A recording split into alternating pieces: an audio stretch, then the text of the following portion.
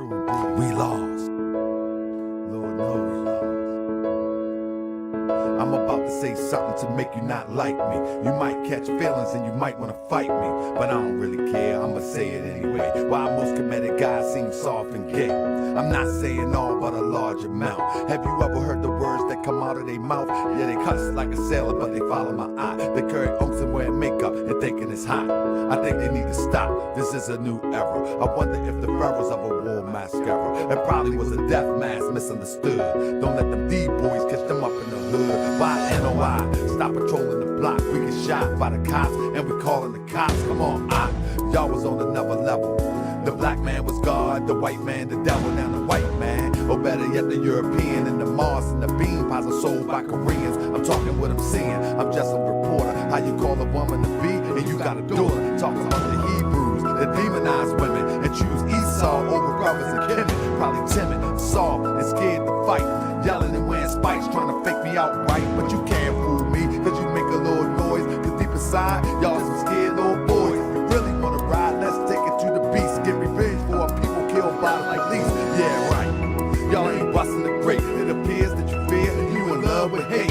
Correct me if I'm wrong, we might all don't get along. European psychology got us all gone. You think we divided, cause I wear fez and she wear oak and he wear dreads. But the vision don't start there, it starts in the head. I'm here to wake you up and get you out of the bed. We lost. To get you out the bed, I'm here to spread love and get you out of the bed.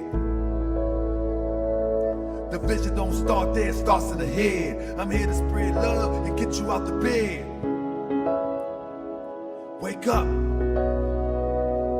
I'm here to spread love and get you out the bed. Wake up. I'm here to spread love and get you out the bed. Wake up. I'm here to spread love and get you out of the bed. Wake up. I'm here to spread love and get you out of the bed. Oh yeah, I'm here to spread love and get you out of the bed. Y'all think we divided cause I got a fez and you wear ump and she wear dreads. Y'all think we divided cause I wear fez. The vision don't start there, it starts in the head. And she wear ump and he got dreads. Moors need to wake up too, so I'ma wake up you. So we can get together, do what we gotta do. We ain't done much since the prophet left. More standing on law, we still in this mess. Haven't built the town to hold us down. Paperwork can't fear us, we looking like clowns. Never been to the temple, claim we follow the prophet, but I follow the prophet. I understand logic. People in the temple, time to hit the streets. Everybody do their part, and we ain't getting relief. The murder rate can be more, it's just gone crazy. Dope fiends ODing in the hood on the daily. Weed waste with chemicals, you drink and serve. We fighting over information, we got some nerve. They say that we conscious, we might know a little something, but we just frontin', cause we haven't done nothing, we lost. You think we divided, cause I got a fez, and she got a cross, and he got dreads. You think we divided, cause I got a fez, and he got an unk, and he got dreads. You think we divided, cause I got a fez?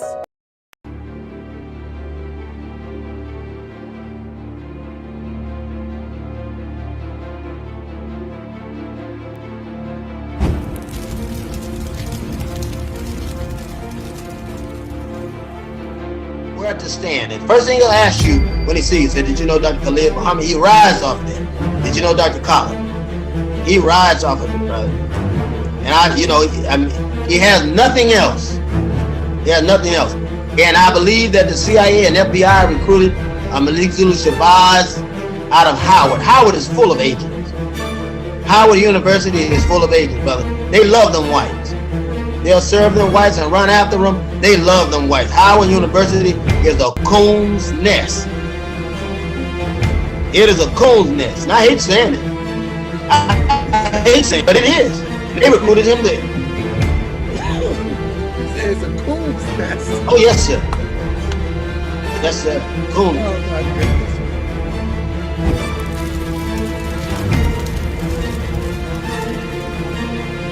Convincing me. Malik has nowhere to go. Nobody wants him as a lawyer, brother. Because he backs out and betrayed people. He's receiving government-funded grants Same person that's fighting against the government. I'm telling you what I know and what I've seen myself. Have government-funded grants to rehabilitate, have hood housing for certain people. These apartments that they have, he's running these things. Well, how can you fight against the government and you get money from it? Now, and this is a fact.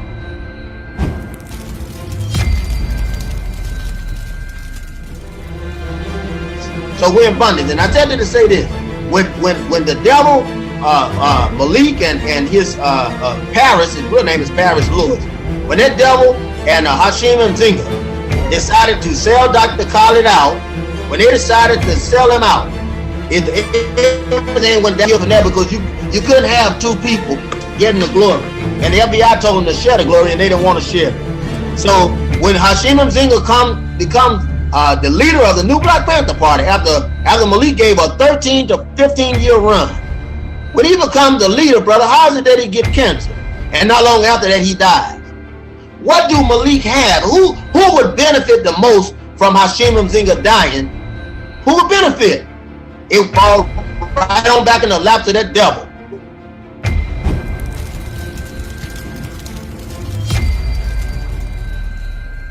But I say this that when we start discussing the death of Hashim Mzinga, who for all intents and purposes, for your audience, his name is Steve Watson, and he's an agent of the FBI and CIA.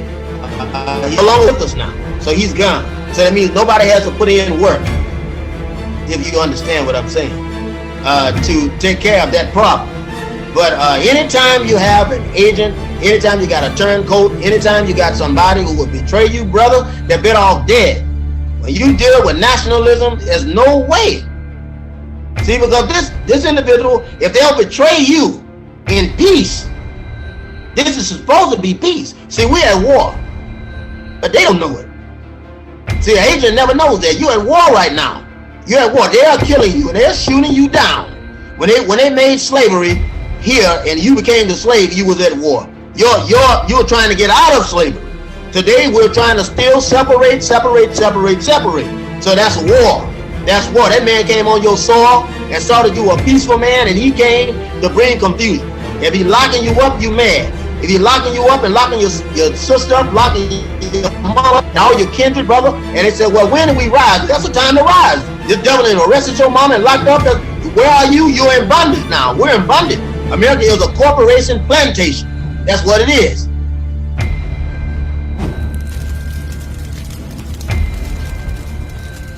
Grandfather was a civil rights leader. I was trained into it, but I had to listen to a lot of stuff. Malik, my humility was there because I was trained that in order to be a great leader, you have to be a great follower. I've never seen Malik follow Khalid. I always saw him challenge Khalid. Anytime Khalid told him to do something. This is why he wasn't a part of the inner circle. I'm telling you, myself and Steve were the only inner circle that Dr. Khalid Muhammad had. Malik was not part of that inner circle, brother. He was an errand boy. He was an errand boy. He was an errand boy. He was an errand boy. I be that more you gon' remember, be more. I be that more you gon' remember, that town. I be that more you gon' remember, the Hawker Bay front line to the law, call my number. I be that more you gon' remember, New York. I be that more you gon' remember, New York. I be that more you gon' remember, the Hawker Bay front line to the law, call my number.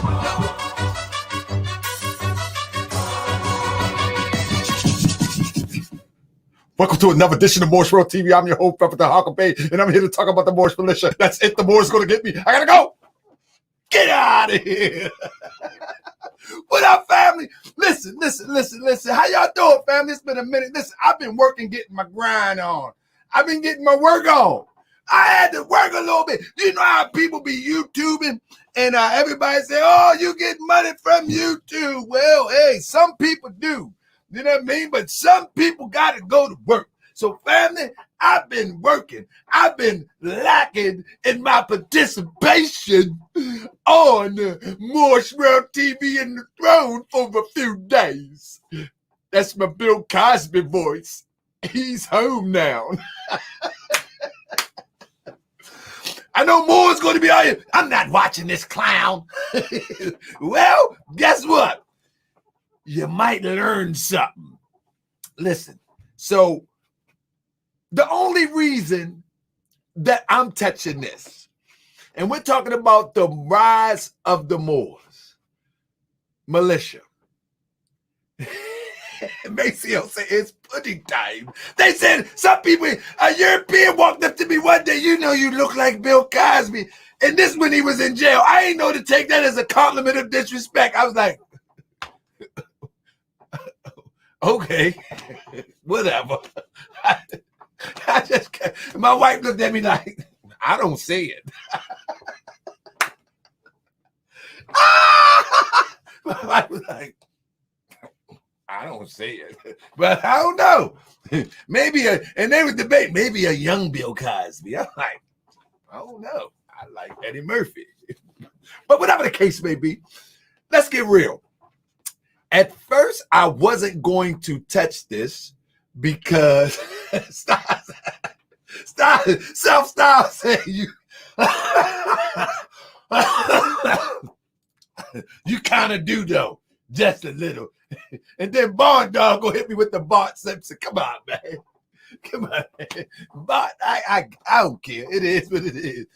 But listen, so at first I wasn't going to touch this, right? Sinetta. At first I wasn't going to touch this, right? But you know what made me touch this? One of the things that made me touch this is that I got a call from my sister.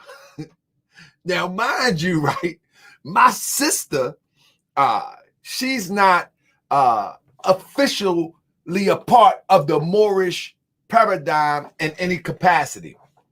Although I have espoused a lot of teachings to my family, being a divine minister and a Grand Sheik in the Moorish Science Temple of America, I have officiated quite a few homegoing services and all sorts of type of services, et cetera, et cetera. And that's what we're going to talk about tonight.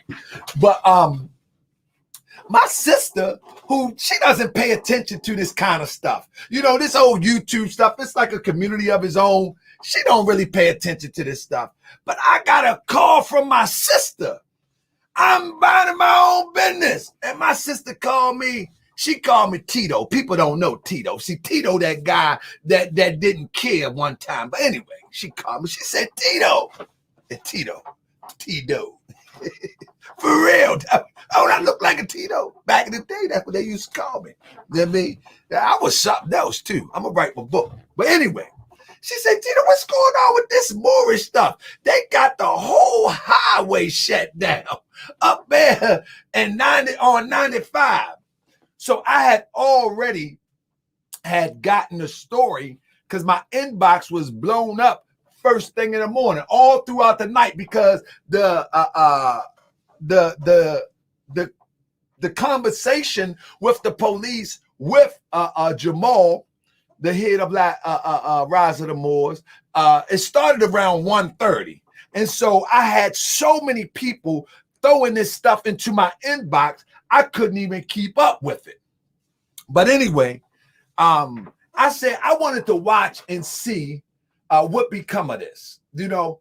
And so, but once my sister says something to me during the middle of the day or something like that, I was like, man, I gotta speak on this. This crazy. And now, for you and I,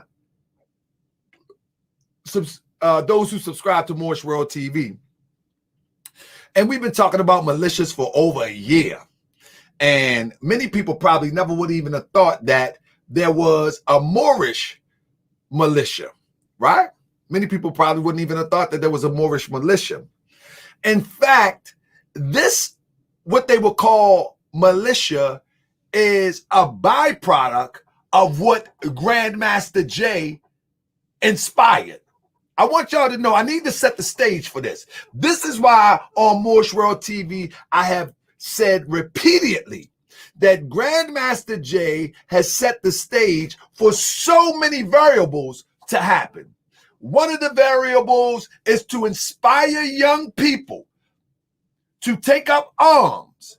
And there's nothing wrong with taking up arms, but being an outlaw and not able to understand firearm safety, not understand the laws, that's a whole different, you're putting yourself in a whole bag of worms, for real. You're just putting yourself in a bad space.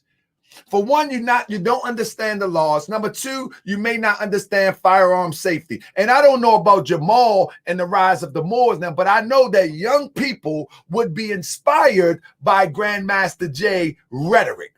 And I'm going to tell you, before Grandmaster Jay, there was no rise of the Moors militia. This was born directly out of Grandmaster Jay. Directly. And no one can deny it. This was born directly out of that. And this is what I was telling about. This is what I was talking about last year. Last year, I said that Grandmaster Jay would inspire people or incite people to do some things that will cost them. Now, one of the things that you got to remember is this. One of the objectives, and I know the Europeans are watching, you can watch all you want. I have confidence in the ideal that they want to take your firearms from you. And with Grandmaster Jay calling everybody out, all of the militias, all of the gun clubs, all of the people that are gun enthusiasts, you put yourself right in the crosshairs to be scrutinized. If you know how people talk about the government want to take your guns? How hard is it to take your guns if you right out in the forefront talking crazy? What part of the war strategy is that? What part of the game is that?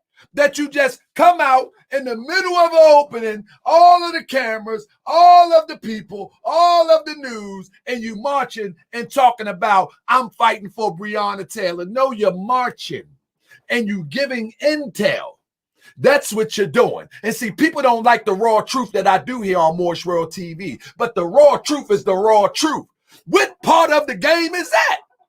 That Grandmaster Jay have called each and every gun club, each and every militia. And on the tail end of that, you got a Moorish group. You got a Moorish group. Supposedly a Moorish group that went from sovereign citizen rhetoric, and I call it sovereign citizen rhetoric, and I don't apologize for it. It's sovereign citizen rhetoric. Now they're taking up arms. This thing has escalated. The guy Jamal, let's be clear, the guy Jamal Latimore, number one, family, he has never, understand, he has never been a part of any Moorish Science Temple of America that anybody have respected, nor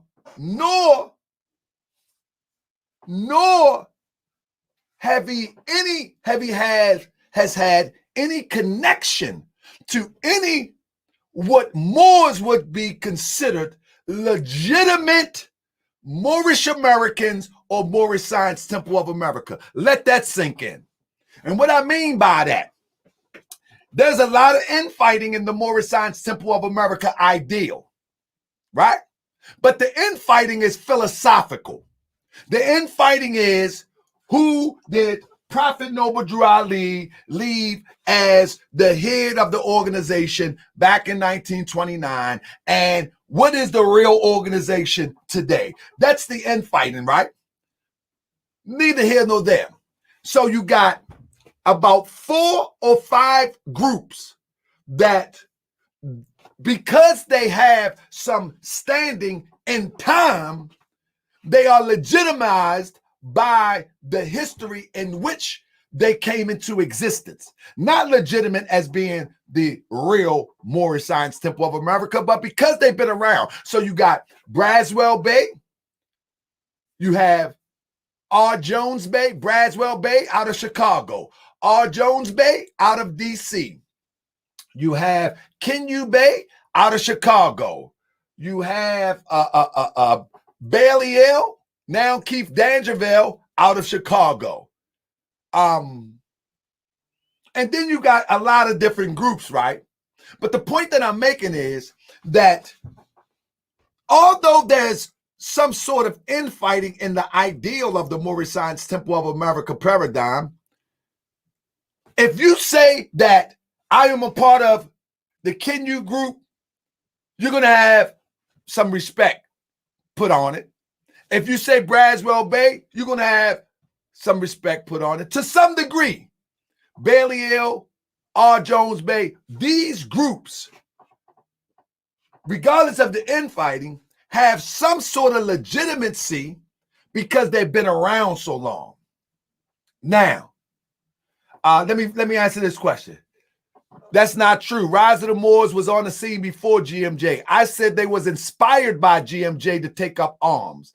They did not take up arms till after the militia demonstration last summer. That's what I said. Pay close attention when I'm talking about. Pay close attention when I'm talking about.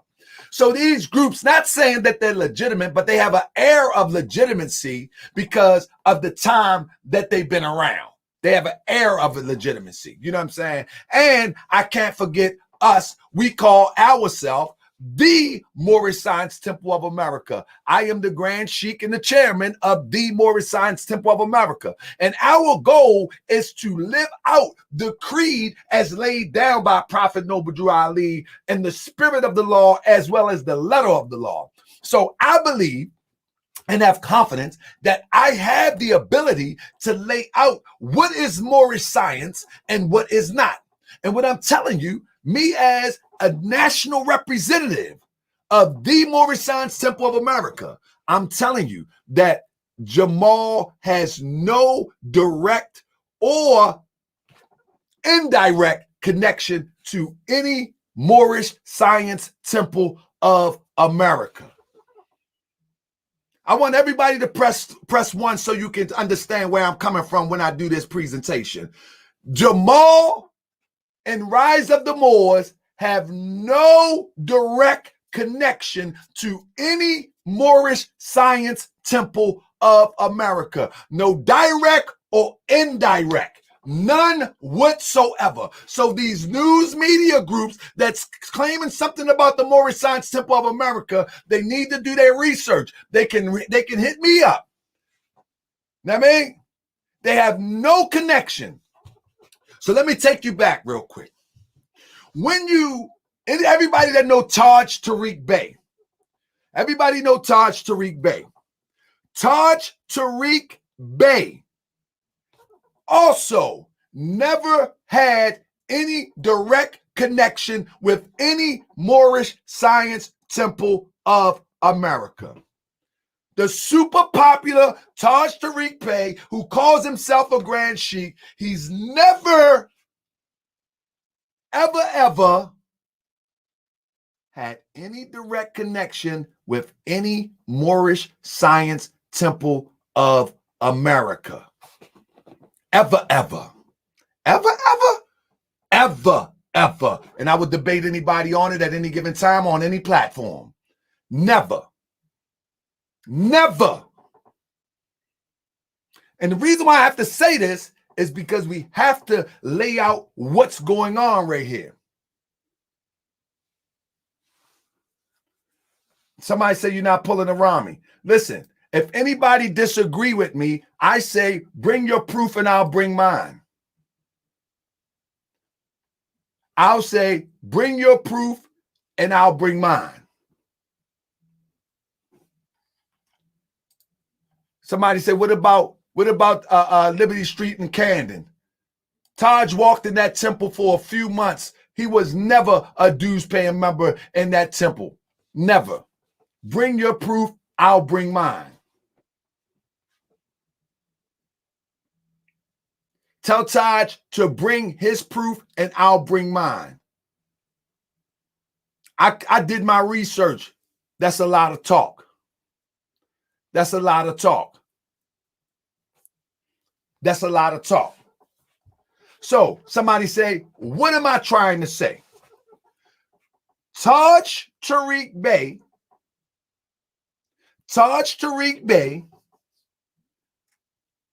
created a group and was a part of the group of the Moors of the Round Table.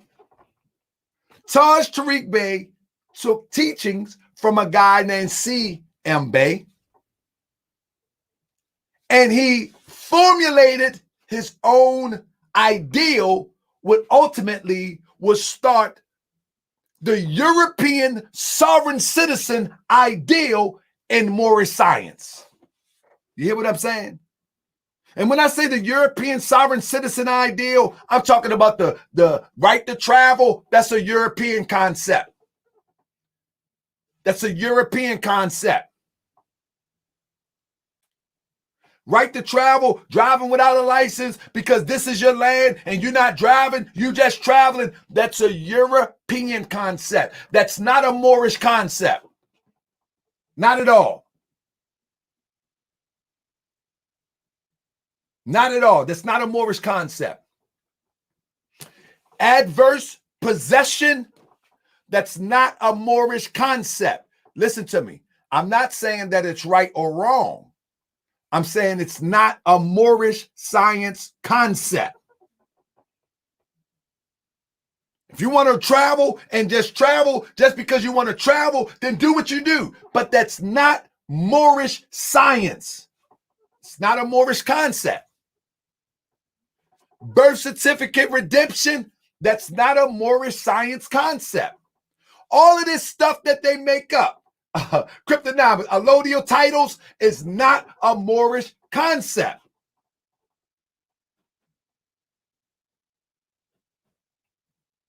And this what the public need to know, that all of these things that are being talked about this group, Rise of the Moors, is not a Moorish science concept. All of that came from European sovereign citizen movements. And it was filtered in by Taj Tariq Bey and R.V. Bey publications. It actually was an infiltration into the ideal of Moorish science. It's an infiltration into the ideal of what is Moorish science. We're going to talk about that in a minute. It's total infiltration. Many people listen to Taj Tariq Bey and he says, the prophets say, the prophets say, the prophets say. But no one will ever say to Taj Tariq Bey, show me where the prophet said it. Much of this stuff, he makes it up as he goes along. He makes it up as he goes along. Latimore, Jamal Latimore, is a part of that same variation of what they want to call Moorish science. Most people that comes into that ideal, this is how it works. They figure out that those who are descendants of the slaves that experienced the slave trade, or descendants of those who experienced the slave trade, our ancestors, whether indigenous or those that was brought over here, when they find out that these people were Moors, one of the first things that they do is that they connect themselves like, yeah, so I'm a Moor. That's one of the first things that they do. Like, oh yeah, you know what I mean? The Moors inhabited northwest and southwestern shores of Africa, so they begin to gravitate and say, yeah, I'm a Moor. And there's nothing wrong with that.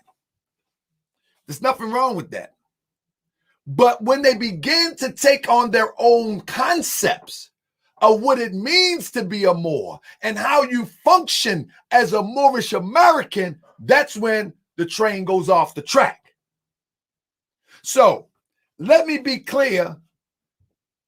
Let me be clear before I go any further. I support the right to bear arms. Absolutely.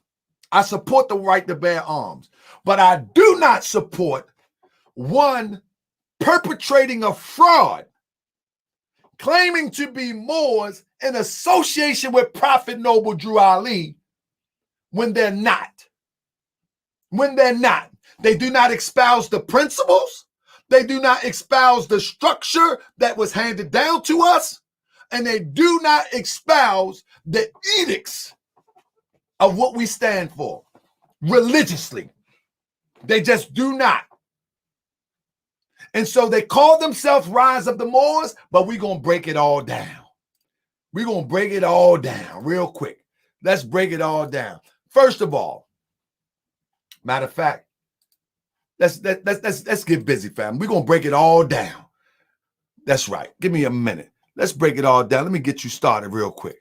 Let me get you started. Let me get you started real quick. We're going to get you started real quick up in here. You will have to release. I'm not going to accept your waiver. Will be represented. You will have to. Solicitor is not allowed on the bench. You know that part. You will have to. So that's an objection. You know that part. You will have to. So that's an objection. You know that part. You will have to. So that's an objection. You know that part. You will have to. So that's an objection. So that's an objection.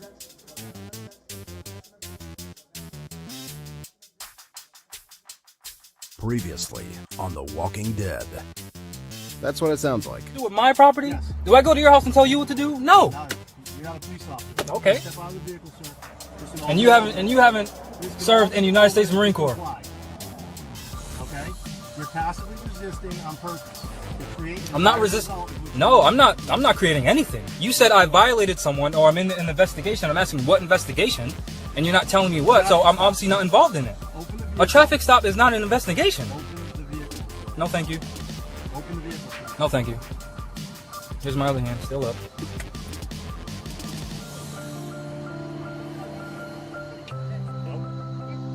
Okay, sir. Open the window. My window is open. You big dummy. My seatbelt's still on. My seatbelt's still on. My seatbelt's still on.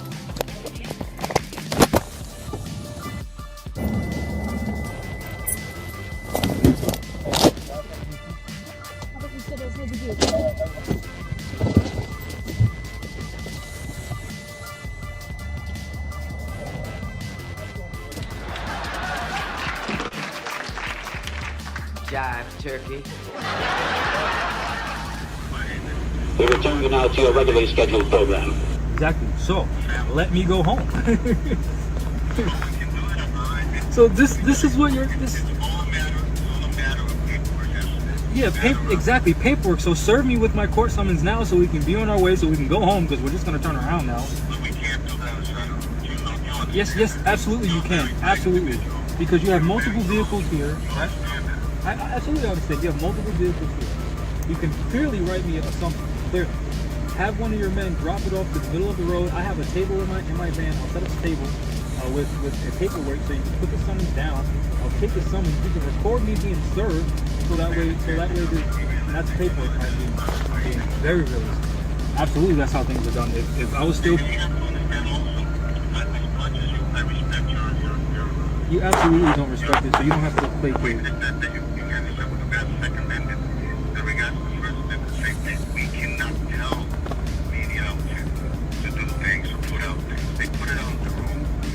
We'll notify them that they finna get sued for defamation of character. Likewise. What? Likewise. I'm glad to hear that.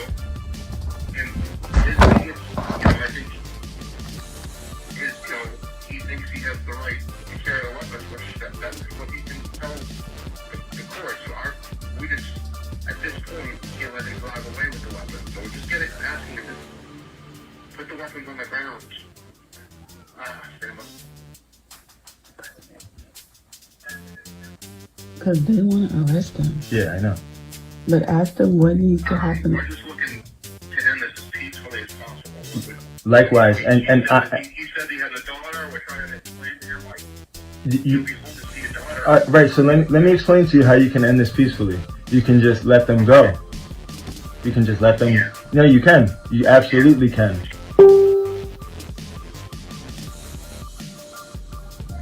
Mr. Bay, do you wish to proceed without the assistance of a lawyer? Yes. All right.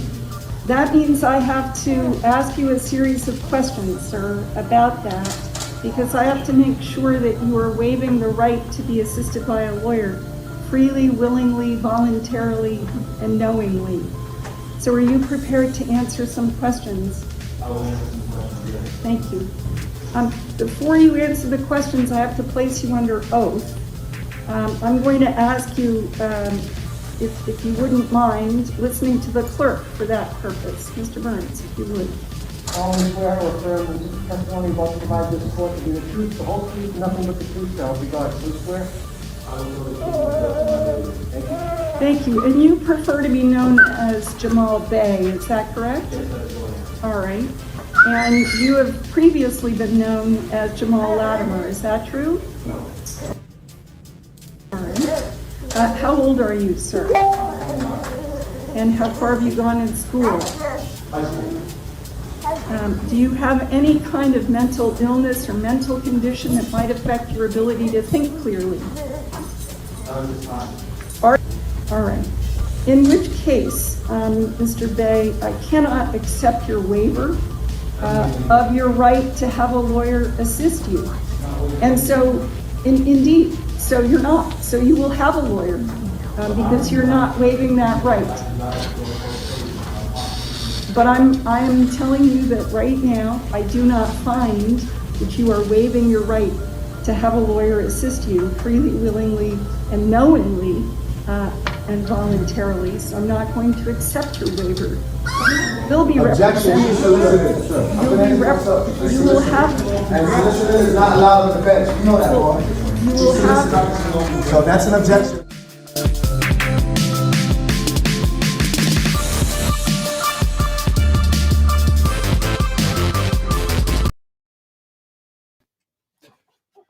So, fam, what I wanted to show there is this. People say, why I didn't show the whole video? Because I don't have a whole time to show the whole video. I'm only showing clips. The point that I'm making is that you can do whatever you want, but you have to be understanding of what you're doing when you do it. You have to understand what you're doing when you do it. Now, let's get straight to it. Let's get straight to it. I've seen many instances where courts would appoint you an attorney even against your own will, if you will. I've seen that before. I don't know if anybody in the crowd seen that. I've seen that before. And under certain circumstances, the judge will appoint an attorney to you. And if you don't know these basics about law, then you should not be jumping out the window with some madness. You shouldn't be jumping out the window with some madness. If anything, what you're supposed to do is just say, yes, I want a lawyer just to get through the first process. Because you ain't going nowhere at this time. Anybody understand this? You want to get through the first process. Yes, I have nothing to say. I'll talk to my attorney. That's it. That's it. I'll talk to my attorney. Just to get through the first process. The first process, 9 times out of 10, if anybody have dealt with the judicial system, they already know. If it's something serious, such as this, 9 times out of 10, you ain't going nowhere anyway.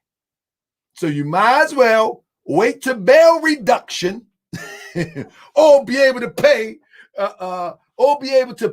the ransom that they're going to give to you.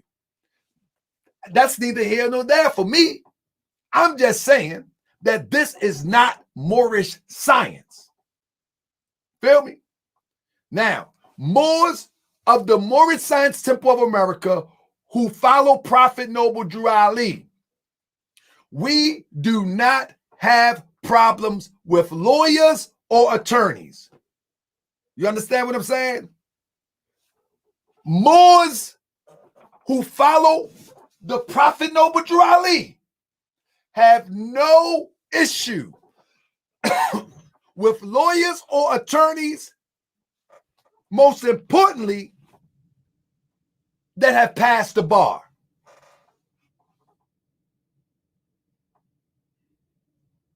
Moors don't follow that, subscribe to that. Let me give you an example. The way we giving examples to these things is, let me show you. Let me put my phone up here real quick. The way that we give you an example to these things is like this. Let me give you an example real quick.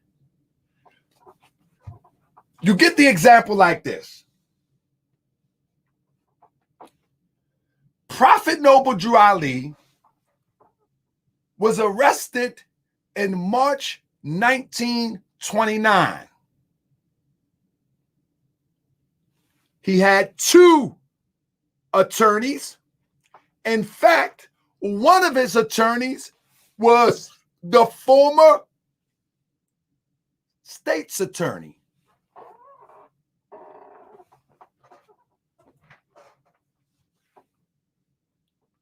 One of the attorneys was the former state's attorney or prosecutor.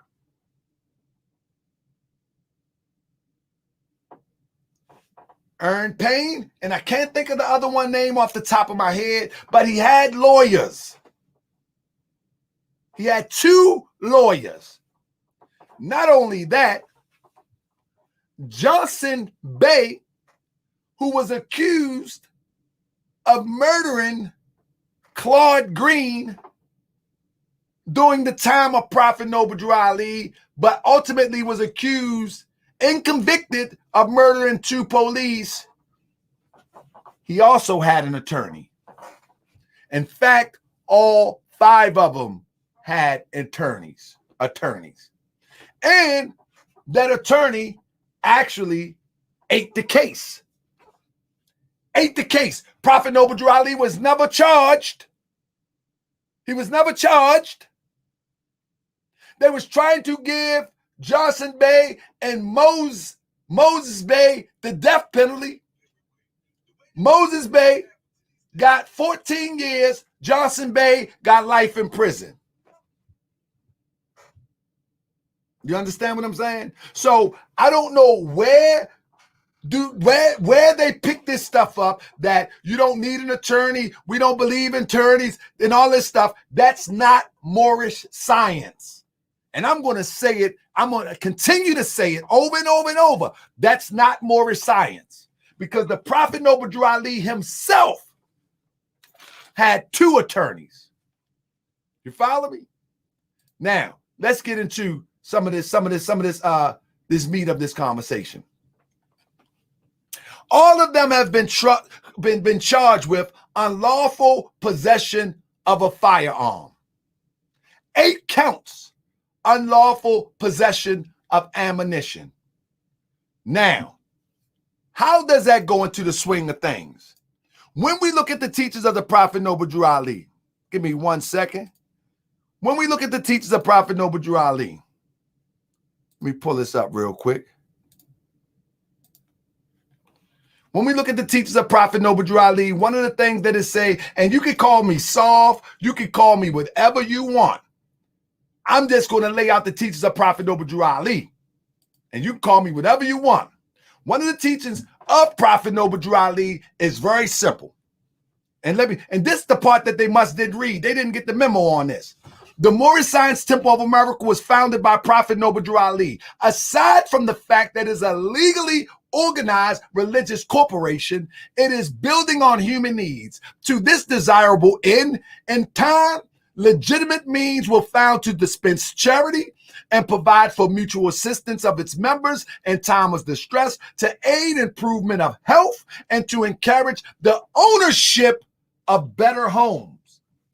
Oh, somebody said blow it up.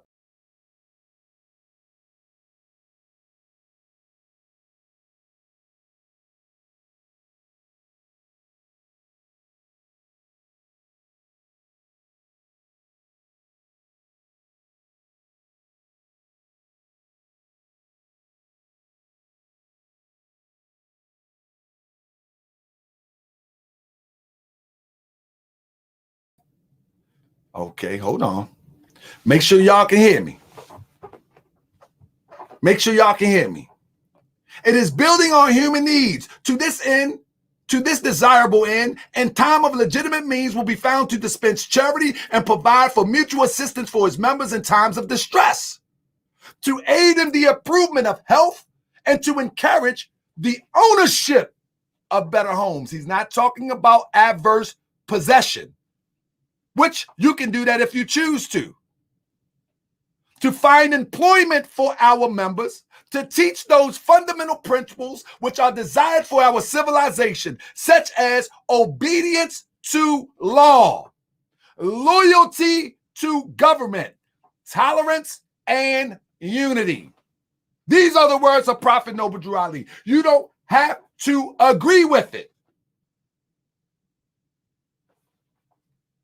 These are the words of Prophet Noble Drew Ali. I'll talk about that in a minute, Marcus Brandt.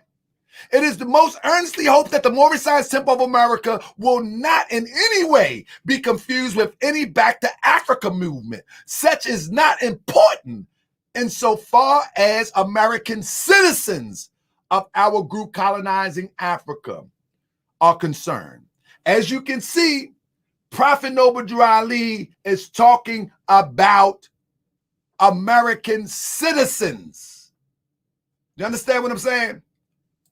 He's speaking to the fact that we are American citizens. So if he in that time is saying we're not interested in colonizing, that is from the Moorish Guide.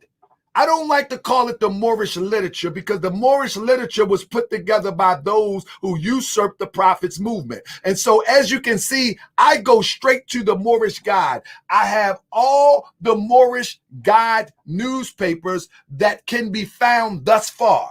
If you want it, we actually raise money. So if you want it, you can purchase them. I have all the Moorish Guides that ever been distributed that we have uncovered so far. And if you email me, we sell them $1 a sheet. And if anybody interested in how the Moors moved during that time, because I'm gonna show some more articles now. If anybody interested in how the Moors moved that time, this would be a great source. And I'm gonna show some more. Email me, brother. Email me. I am Hip Hop Temple. You know what, brother? Email me, and I'll make sure you have them tomorrow. I have every article that ever been produced that we can find so far. I don't think the only brother that may have, nope, I don't even think he do. I was ready to say maybe Sharif Bey maybe have as much as I have, but I don't think so. Because I have some other articles that goes with a bundle. But I have every article. So what I want to break down is to show you that there is a movement that was going on. And in this movement that was going on, there were certain particulars about this movement that can be defined today. And we can disqualify those who are with and those who are not with the Prophet's movement by the way that they move. And only thing I'm saying is Rise of the Moors is not with the Prophet's movement in no way, shape, or form. And this is a fact. Now, this is going to hurt some people's feelings, but it is what it is. Let me give you an example.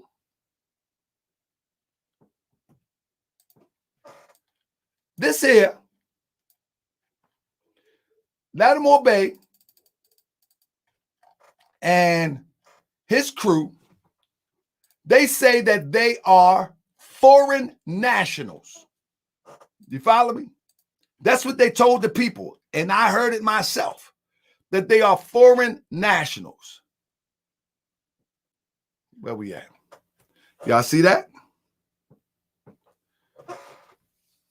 Prophet Noble Drew Ali filed a religious affidavit of organization for this corporation in the county of Cook. Citizens do this. You understand what I'm saying? foreign nationals, there's a different process. But when they claim that they are not citizens, that's an issue. When it comes to the teachings of Prophet Noble Drew Ali, it's a major issue. And the young people that are following this stuff are the ones that's going to pay in the end. This is what citizens do. This is what citizens do.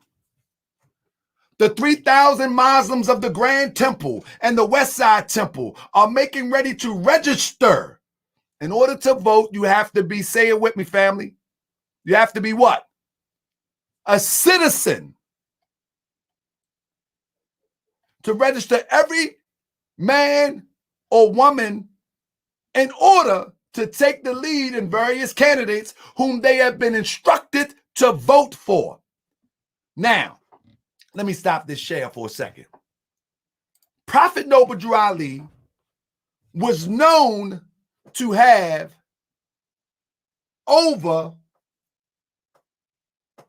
30,000 dues paying members and unlimited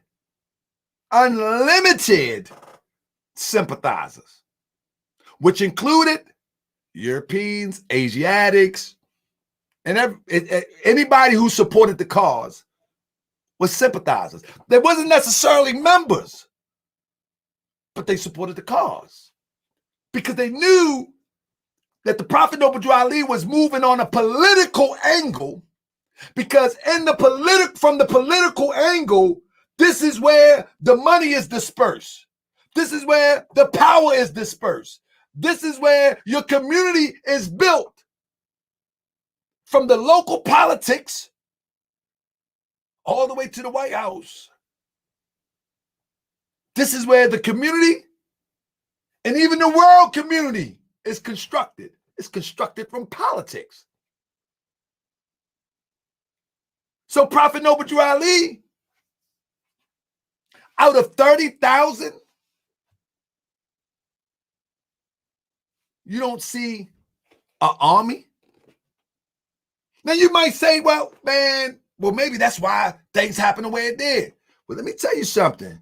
Maybe there's a method to what you don't understand. That's what's going on. There's a reason why. There's a reason why the prophet did the things the way that he did it. But you wouldn't know unless you were around, unless you was around a true Moorish Science Temple of America, or one who had been taught or descends from someone who was taught by Prophet Noble Drew Ali or associated some type of way. You would know. Let me go back in. Not that. Let me go back in real quick. Share a few more things with y'all. No, let me finish what I just was reading too. Let me finish what I just was reading, because I think we need to get that in. It says, Alderman Louis B. Anderson, Honorable George W. Blackwell, Honorable Oscar DePriest, Honorable Robert H. Jackson, all working through the regular Republican organization of which the Honorable Daniel M. Jackson is our matchless leader. All know the whole situation to have their own way and time to give order to go. The Muslims will be ready. Now, again, I want everybody to know that I am not advocating not having an armed group. What I am advocating is that this armed group called Rise of the Moors has nothing to do with the Moorish Science Temple of America. Nothing. For one, they're incompetent when it comes to law. They're incompetent when they come to law. They don't know that they're passing through a state that has some real tight laws as it relates to riding through there with some weapons. They don't know the law of the state that they're traveling through with crazy ammunition. They don't know that. Well, let me tell you something. If they were a part of a Moorish Science Temple of America, a responsible Moorish Science Temple of America, a Grand Sheik would have said, hold on, brother. What's this all about? Hold on, brother. Now, we ain't rocking like that. What's this all about? We need protection. I get you, brother. Hold on. Hold on. What's your end game?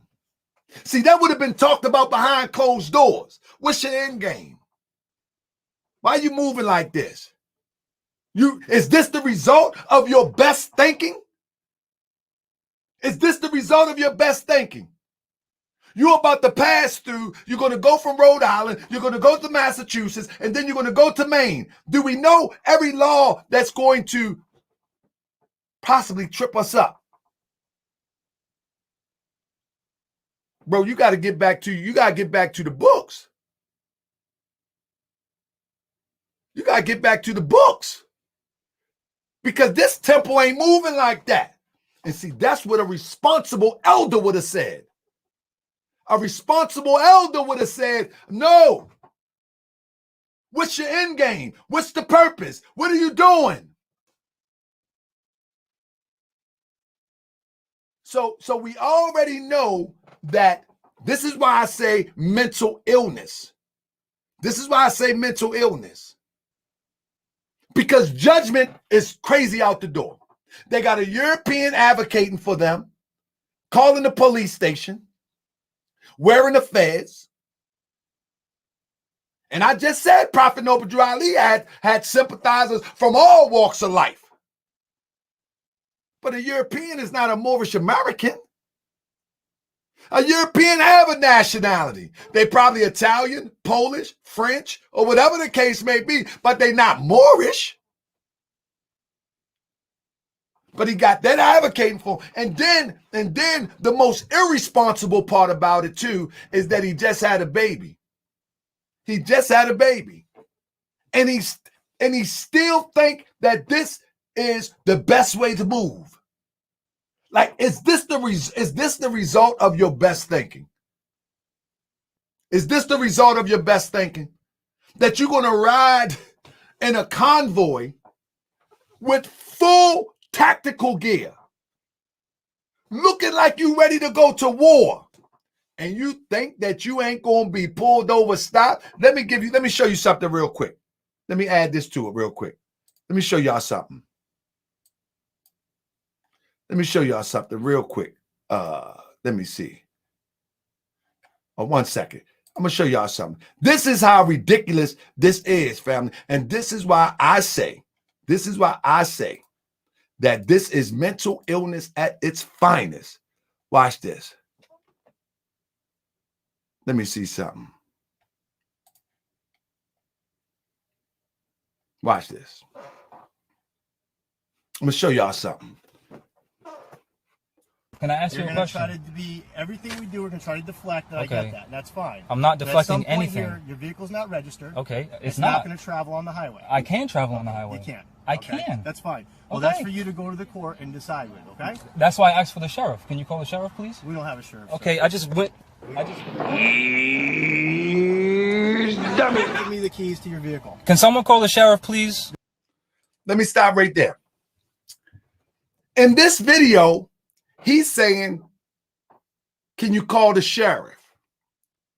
He got that directly from Taj Tariq Bey. That if you ever get pulled over, you ask the officer to call the sheriff. Now, little do he know that the town that he was riding through do not have sheriffs. So he's going to argue. He's going to argue with the people and say, you do have a sheriff. But they don't have no sheriff. But he listened to Taj Tariq and say, listen, you don't talk to the officer, you talk to the sheriff.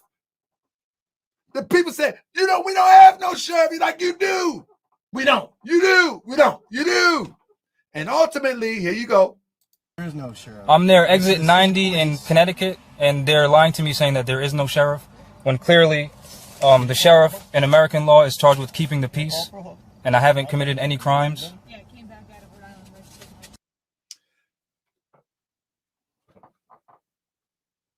Y'all see this?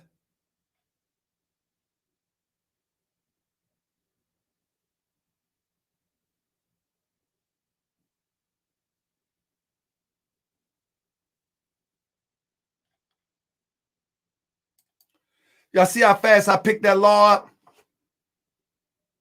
When I did a show on this probably a few years ago, I went and looked at the law. I'm like, okay, they don't have sheriffs, but he's steady arguing with the people. This shows a level of incompetency. That's not true. Somebody said that every look, there go another one. Young School. Every county has a sheriff, Sheik. There you go.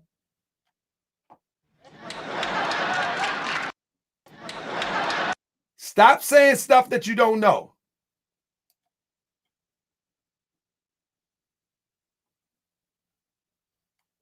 Stop saying stuff you don't know.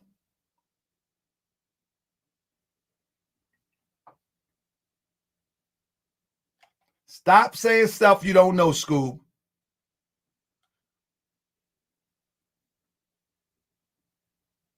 Let me tell you something. Everything I do on Moorish World TV is game tight. Everything I do on Moorish World TV is game tight. I don't speculate. I'm just not picking up the camera and putting on my microphone and just talking. I'm going to make sure that I tell you the truth. This is why people get mad at me, because I'm going to tell you the truth. And I invite you to prove me wrong. That's one thing about Moorish World TV. I pride myself on showing receipts. I pride myself on that. And you got to understand, being a Moorish American, you have to be 30 steps ahead of everything anyway, because people already know if you get around a law, they will be creating another one for you. And so this is why Prophet Noble Drew Ali chose to push the political power move, because you'll be able to create your own laws. Imagine if 4,000 people, imagine if 4,000 people in any inner city decided to vote one way. Imagine that. Whoever on the city council will be gone. Lil Pookie be in office tomorrow. Midterm election, every major city where we at, imagine if all of us chose to vote one way. Think about that. This is what Prophet Noble Drew Ali was doing. Prophet Noble Drew Ali wasn't creating a militia. Prophet Noble Drew Ali was taking over the militia. And what is the militia? The U.S. Army, Navy, the National Guards. How do you do that? You put yourself in political power. You put yourself in political power. That's the game changer. I know they watching. Don't matter. That's the game changer. You put yourself in political power. But you put yourself in political power by moving as one, voting as one, and Lord Pookie, Lord Shirley, Lord Tony be in office tomorrow. I'm telling you, Prophet Noble Drew Ali pulled that move. And once you are in power, you control the police department.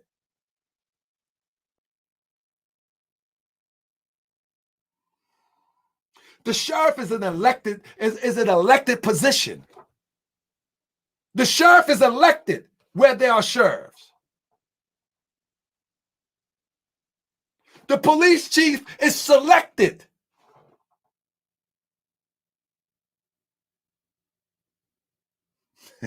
Man, Moorish science is way bigger than this foolishness that you see.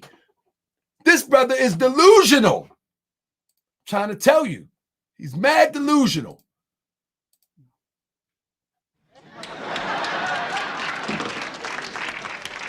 Jive turkey. And so this is what I'm trying to bring to people. I'm trying to show you something about Moorish science that you probably have never seen before. Let's go into a little bit more. I'm going to show you the difference. Let me show you the difference. Let me show you the difference real quick. I'll give you one example. Could it be said that Grandmaster Jay is doing the same? Absolutely not. Absolutely not. Absolutely not. He may talk this stuff, but he don't know this. You don't know this. He don't know this. I mean, this is why. Let me show you this one thing. This is what the Prophet Noble Drew Ali said. In order to know this, you have to be able to do this right here. And I definitely believe this. I believe you can get pieces and parts and pieces, but you can't get the whole thing. Prophet Noble Drew Ali puts in the thing, needs strong men and women. If you have race pride and love your race, if you have race pride and love your race, join the Moorish Science Temple of America and be a part of this divine movement. Then you would have power to redeem your race because you would know who you are and who your forefathers were. Because where there is unity, there is strength. Divided we stand. Together we stand, divided we fall. Now, we've heard that saying many, many times. But what exactly is Prophet Noble Drew Ali saying? You will have power to redeem your race. The power comes in the collective unity and the end game. What is the end game? What is the plan? And this is what I've been saying for the longest time, that a lot of these groups have no end game. The end game to a lot of these groups is to go out, walk with guns, and say, no justice, no peace. Go out, feed people, which is needed too, but that's not an end game. Give people coats. That's not an end game. What is the end game? What is the end game? The Moorish Science Temple of America came with a strategic end game. And this is why most of y'all on this probably never heard about Moorish science until you became an adult. And still had no clue what it was, because all of this misinformation has convoluted the true message. Real talk. I'm showing you some of the end game. If you can put it together, let's get in. Let's get it in. Watch this. Let me show you something. One thing about the Moorish Science Temple of America, the Prophet Noble Drew Ali says, Moors, stop flashing your cards. And what he's talking about is this right here. This is called a nationality and membership card. You follow what I'm saying? He said, Moors, stop flashing your card. It causes confusion. So what was happening was Moors was so overzealous. They was moving with Prophet Noble Drew Ali. They were so overzealous that they had identified who they were and who their forefathers and foremothers were. They started to go to Europeans and say, you can't do nothing to me. I'm a Moorish American. You can't do nothing to me. I'm a Moorish American. They started flashing it at Europeans, right? And Europeans would knock them upside the head, take them to jail. Half of them was drunk and all of this stuff. This history right here. So they thought that this was a bulletproof vest, that they could do anything that they wanted to do, and this was a bulletproof vest. You follow me? With that being said, if Prophet Noble Drew Ali had to issue a warning to not flash your cards at Europeans because it's causing confusions, answer me this. Riddle me this. How is bro going to be on the internet like this?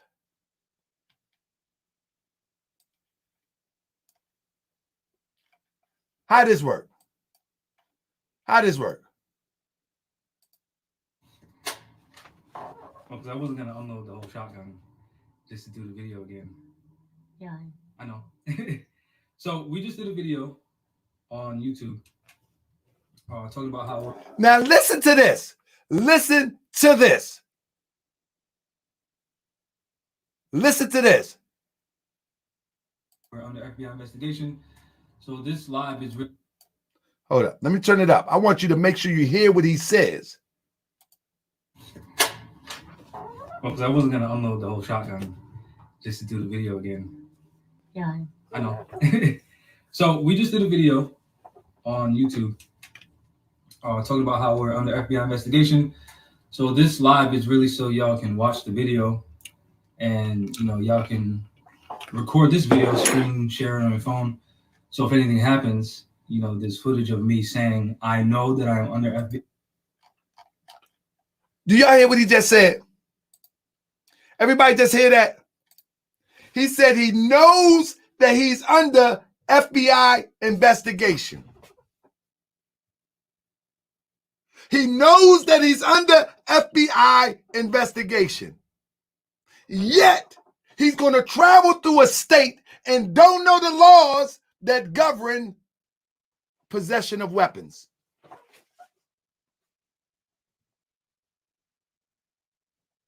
That's not Moorish science.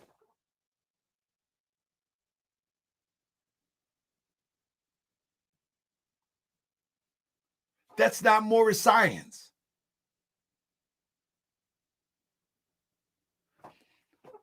Let me say this. There's a difference between him being crazy and you taking everything out of context and making him look and sound crazy. As it relates to Moorish science, it is crazy. It don't look or sound crazy. It is crazy. As it relates to Moorish science, it may not be crazy in some other space, but in the space of calling himself a Moor and Moorish science, it is crazy. It is crazy. That's not Moorish science, has nothing to do with Prophet Noble Drew Ali. Nothing. You cannot escape it. It's crazy. And the sooner that you know it's crazy, the better the world would be when you say, bro, you shouldn't be moving like that. You shouldn't be moving like that, bro. Why are you up on, if Prophet Noble Drew Ali, you say you follow Prophet Noble Drew Ali, if he tells people stop flashing their cars at Europeans because they're causing confusion, why in the world would you go on the internet and flash guns?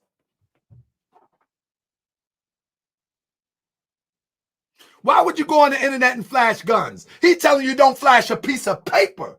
Stop flashing your cards at Europeans because it causes confusion. Your card is for your salvation. Failure to obey these orders could be under severe restrictions. Why? He put out he said if you keep doing this, the punishment could be severe. So why would you go flashing your guns and your weapons? That's not Moorish science, is what I'm telling you. Somebody say guns are legal. This piece of paper is too. We're talking about wisdom here. We're talking about wisdom here. He said that the FBI is following him. That's what he said.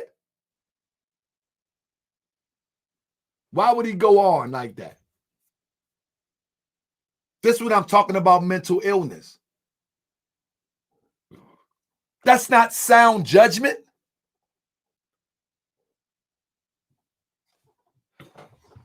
That's not sound judgment. We're talking about sound judgment. Let me ask y'all something. Why would one join a group, create a group, and once you create this group, your life begin to go out of control? You've never been locked up before. All of a sudden, you're locked up all the time. You never had problems with the police. All of a sudden, you got problems with the police. Isn't this supposed to help you navigate through life just a little bit better? Isn't that what consciousness supposed to be about? That don't mean that you're not going to have confrontation and have situations. But what is the purpose of finding yourself to lose yourself again? That's the best way you know how to move?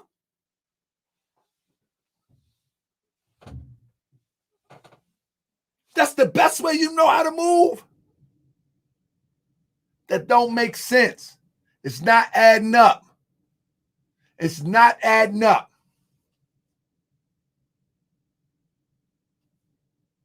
It's not adding up at all. And let's talk about this Moorish flag thing.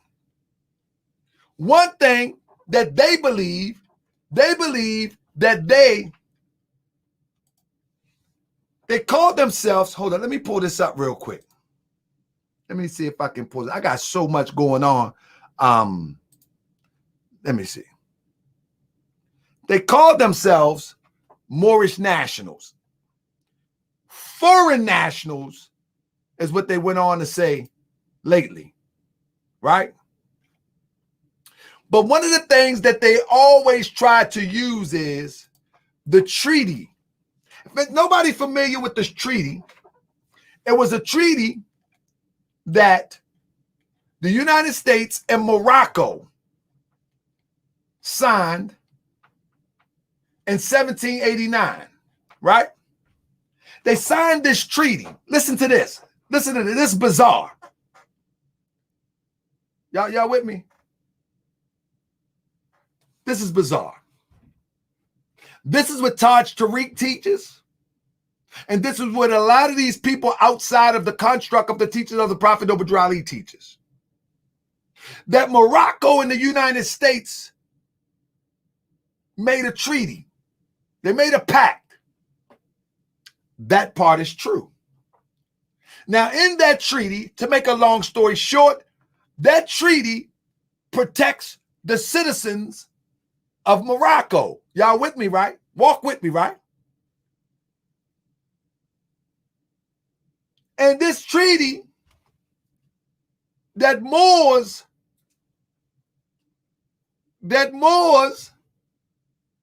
like to try to use to enforce things with local government, the treaty was by and for the Kingdom of Morocco. Now, remember I said the year, let me make sure I'm right. I think I could be off just slightly, but the year was, I think, 1789. Yep, 1789. But now riddle me this. In 1789, moving forward, the transatlantic slave trade took place. Riddle me this. If that treaty had such power, then why would or why wouldn't the country of Morocco stop slavery?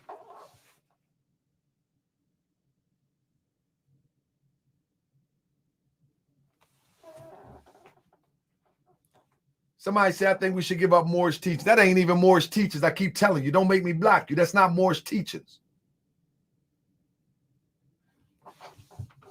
I'm not, somebody say Constitution under treaties, right? I'm not arguing that point.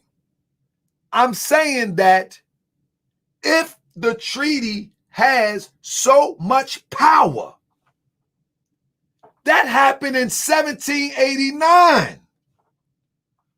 Why didn't the Kingdom of Morocco prohibit slavery after all the atrocities if we are protected under a treaty?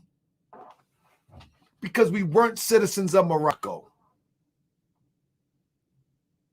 We wasn't citizen of Morocco. In fact,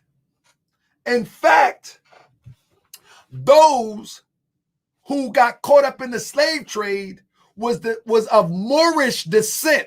Moorish descent spans multiple countries.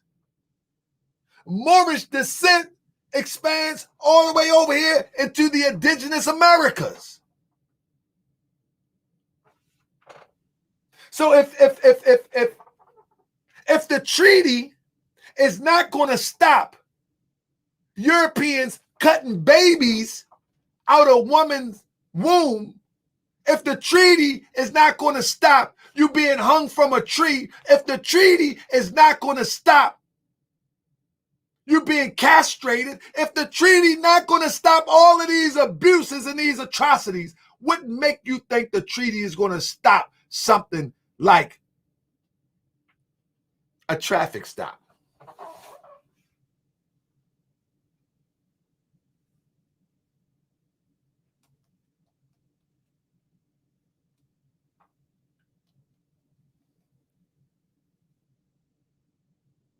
What make you think? Let's just use a little bit common sense.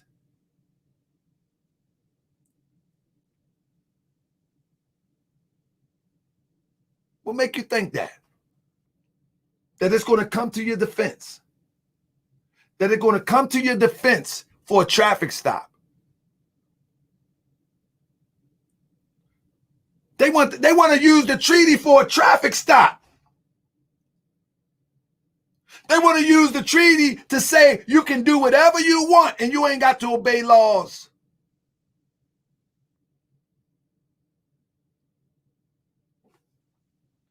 You understand what I'm saying?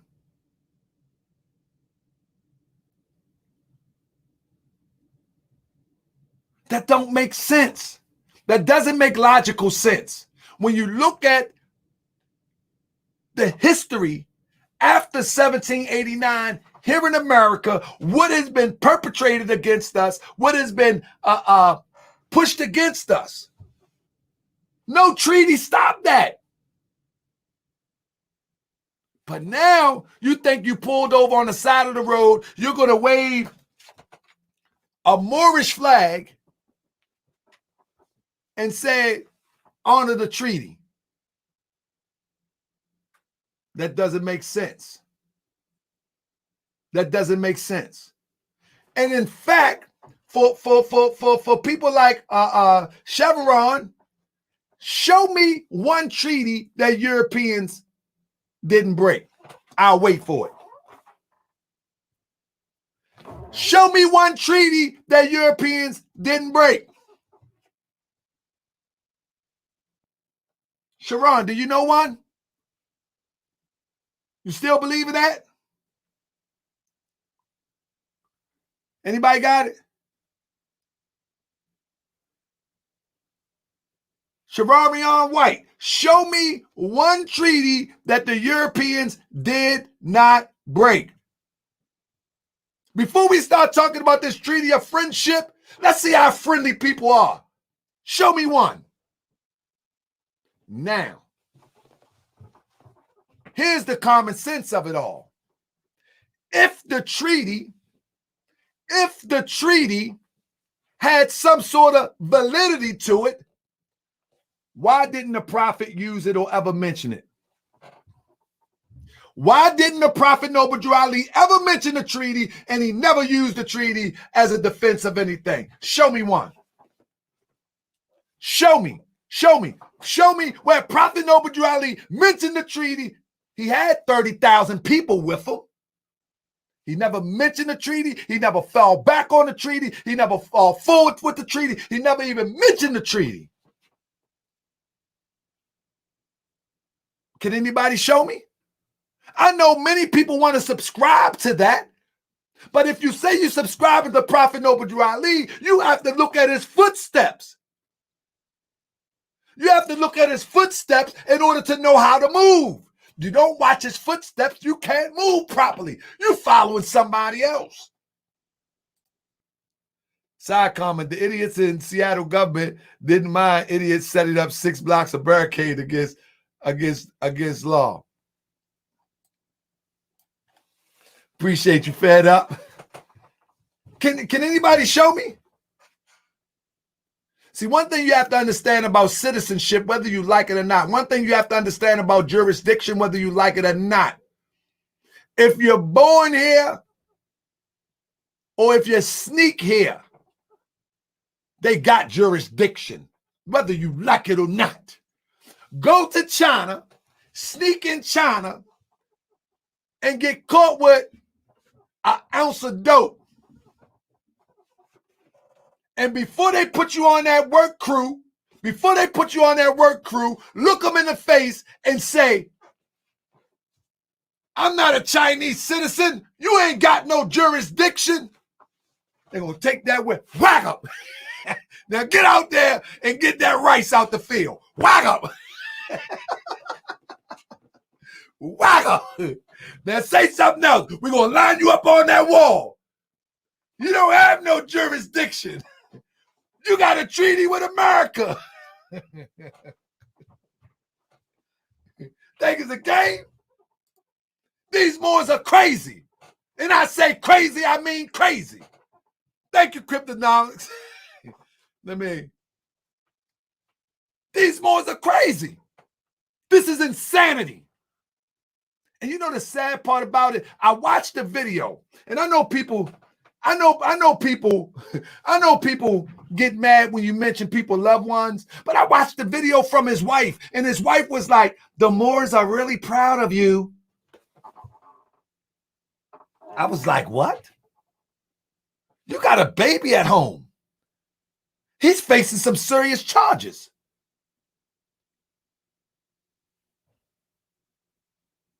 I watched the video where his father came on the news and said he wouldn't hurt nobody. He wouldn't do this. Like, okay.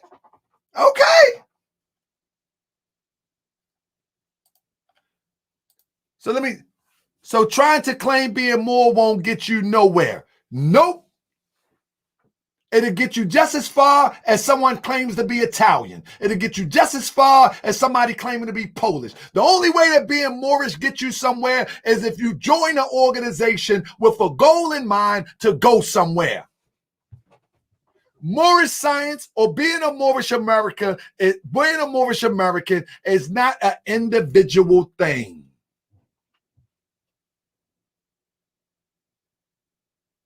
Prophet Drew Ali said to call Moors crazy. You can say whatever you want. Brother Ta'aka Bey said these Moors are crazy. I ain't always fixed yet. These Moors are crazy.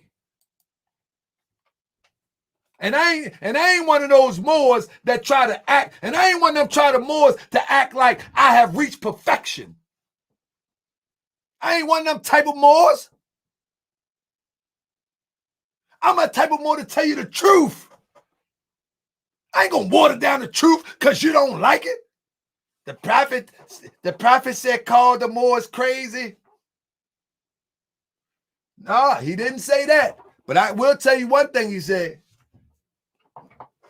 Fool. He called them fool.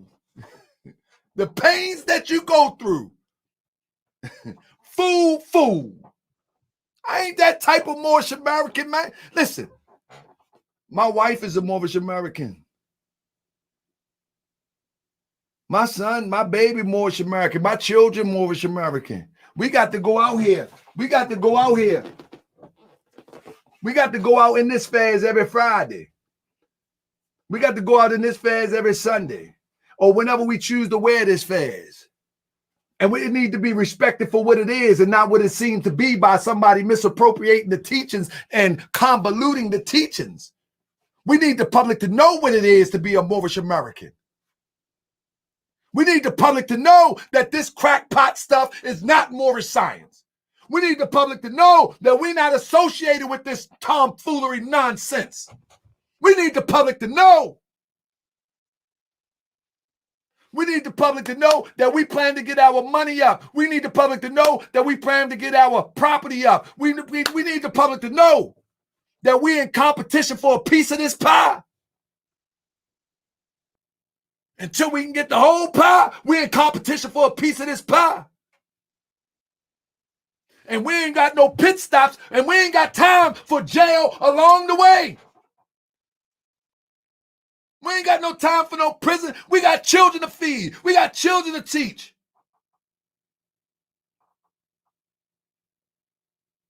Sharon Wright said there is no money.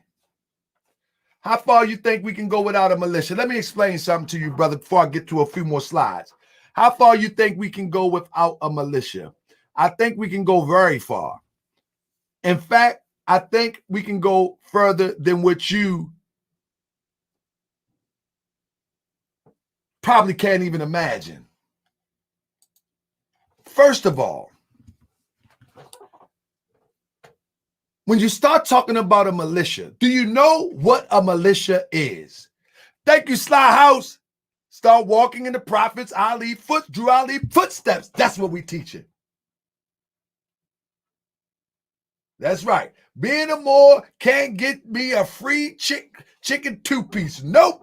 Being a Moor can't get you nothing. The only way you're going to get something is if you work together like Amish people, if you work together like Italians, if you work together like any other nationality. That's the only way you're going to get something.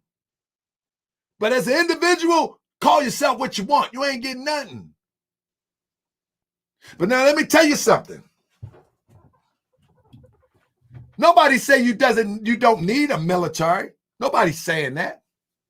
The point is this. How many schools you have? How many grocery stores do you have?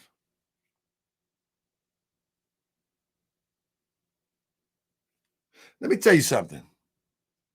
The United States and all countries within the last 1,000 years, the first thing they did was build their infrastructure and expanded that, and then grabbed the military from that infrastructure. It wasn't no 3 or 4 ragtag people. Build something. You can't work together to even build one grocery store. But now you're going to take a ragtag group and hand out weapons and don't even know the laws and what you're traveling with the weapons. That's a great idea. That's a great idea. No school, no grocery store, no farms, all of that energy. Those 11 people could have been farming.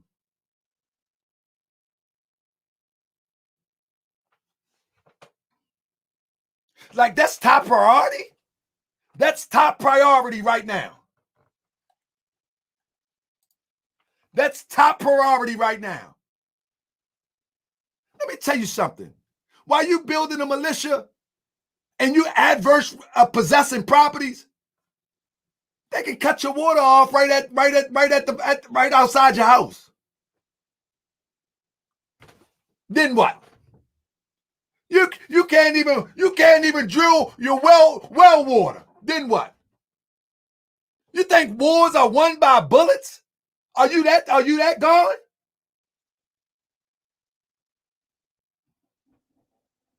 You think wars are won by bullets and tactical gear and flak jackets? Are you serious?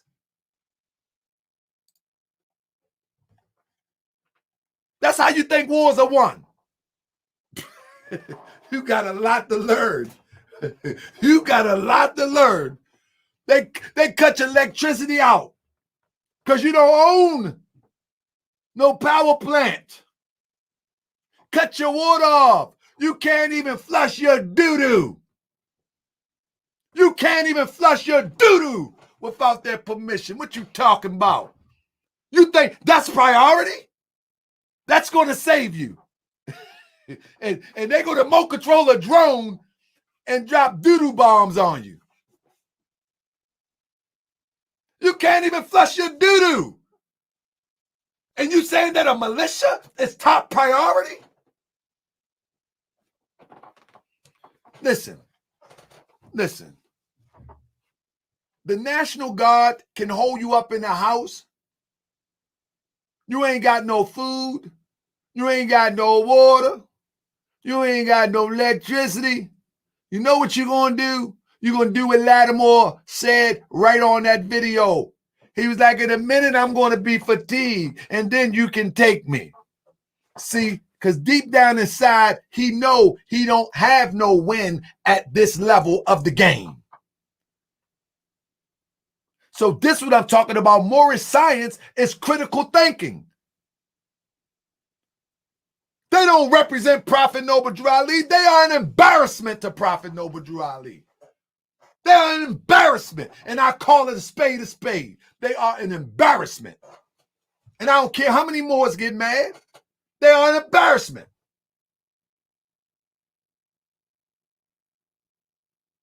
Now what's happening, they're facing to be away from their family. Now, if they want to get out, they're going to have to pay the European.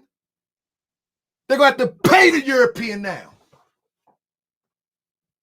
They're going to have to pay the European. Now, what you was talking about, them taking advantage of you, now they got something for you. Because you wasn't moving right. Because you wasn't moving right. So now you're going to have to pay them.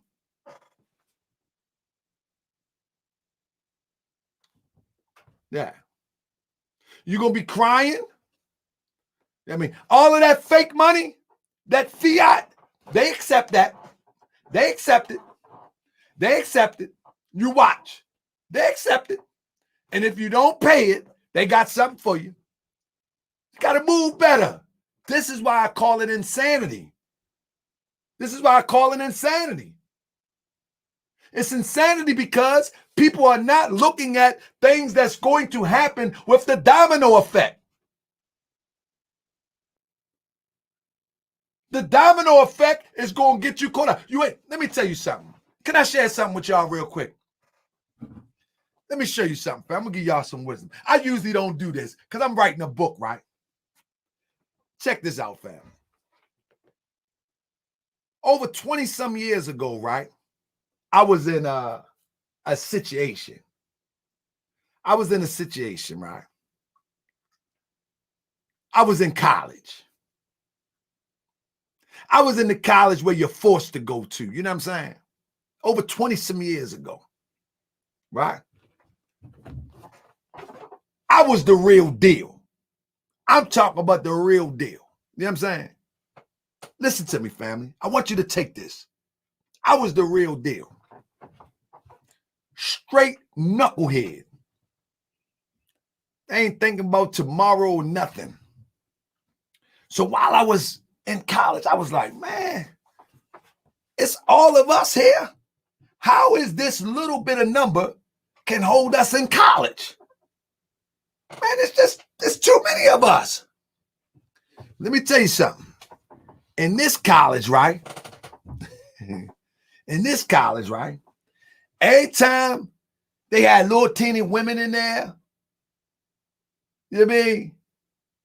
With the uniforms on, little frail little Europeans, little frail brothers. You feel what I'm saying? I'm like, look at these little people. We can get up out here. We ain't got to go to school. But every time somebody got rocking and rolling, the backup came in. The goon squad, they called them. And when the goon squad came in, everybody get on the floor. Because the goon squad, they play. And you ain't had no win with the goon squad. I'm going to tell some of these stories one day, right? And so I would sit back and contemplate. I'd be like, man, hold up.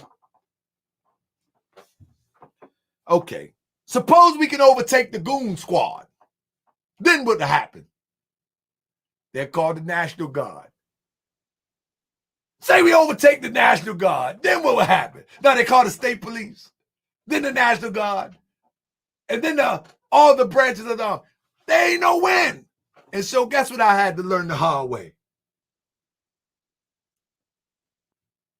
Ain't no right way to do wrong. Ain't no right way to do wrong. And there's more than one way to get up out of this situation. There's more than one way to get out of this situation. Just because you don't take the reckless way, don't make you a punk, don't make you scared, don't make you intimidated. There's a more wiser way to get up out of this situation. And I had to learn that. How do I graduate and just get up out this situation? There's a more wiser way to get out of this situation. Because any other way, the chances are too high that my brothers, my friends will become a casualty. And my family,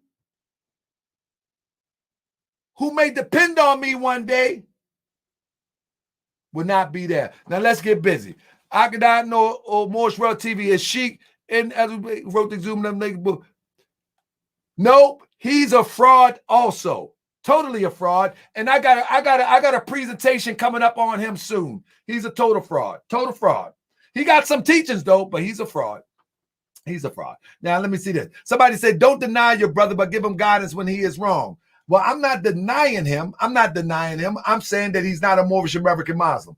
And he knows nothing about the teachings of Prophet Noble Drew Ali. Let me see what else. Somebody else says something else. Let me see. Defend your brothers. Don't deny them when they need you.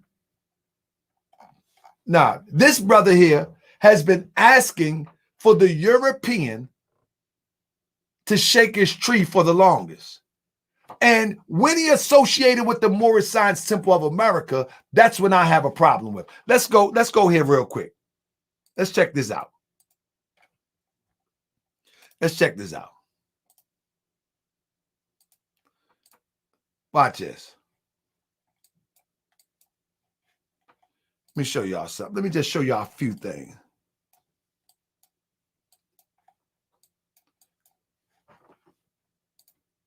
This is not new.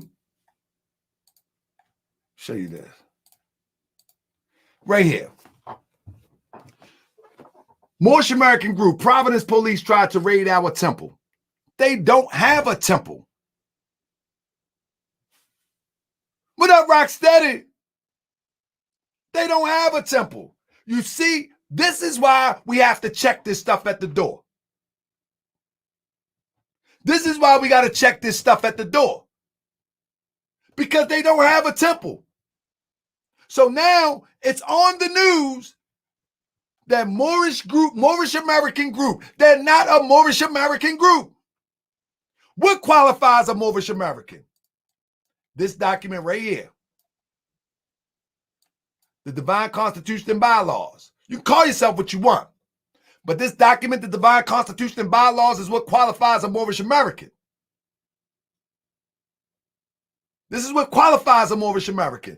Let me show you 1 second. Let me see if I can pull it up. Let me get the words real quick. Let me get the words. Let me get the words for you. Show you what qualifies a Moorish American. This is what qualifies a Moorish American according to the Moorish Science Temple of America. Act 6 of the Divine Constitution Bylaw. With us, all members must proclaim their nationality. And we are teaching our people their nationality and their divine creed, that they may know they are part and partial of this said government. And know that they are not Negroes, colored folks, black people, or Ethiopians, because these names were given to slaves by slaveholders in 1779 and lasted until 1865 during the time of slavery. But this is a new era of time now, and all men must proclaim their free national name.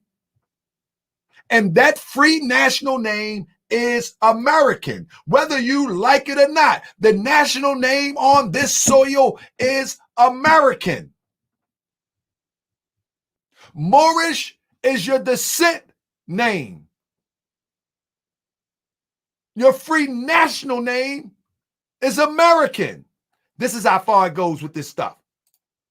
Many people would change their name to Jamal Talib Abdul Ali Bey and say, that's my free national name. That's not Moorish science. Your free national name is American. Your free national name, descent name, is Moorish. American is your free national name. Why? Because whether you like it or not, you was born here. You don't have to accept it. I ain't no American, okay? Let me tell you what's behind that though. Let me tell you what's behind that though. When Chinese women will get pregnant in China and come over here just enough time to have a baby over here so the baby can be American, they know the value of that demonstration. When Mexicans will come over here and have children so they children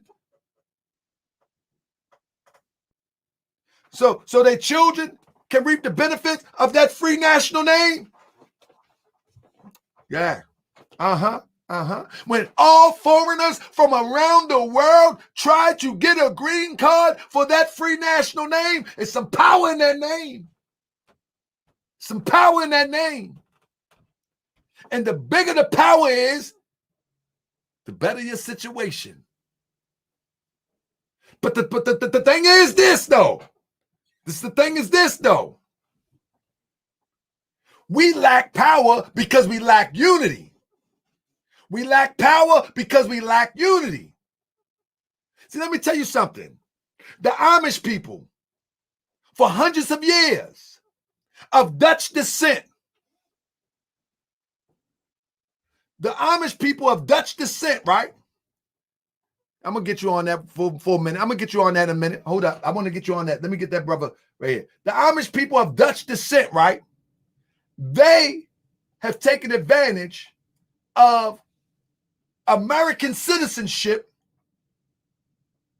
and still ride horse and buggy. Let me see. I want to get Noble. What Noble say? I got to get that question. I want to get that. They still ride horse and buggy. They don't use electricity. You follow me? However, they take advantage of the citizenship in America. They got their own land. They don't pay taxes. They don't pay into Social Security because they take care of their own They're old people as they get old. They take care of their own. They don't need Social Security.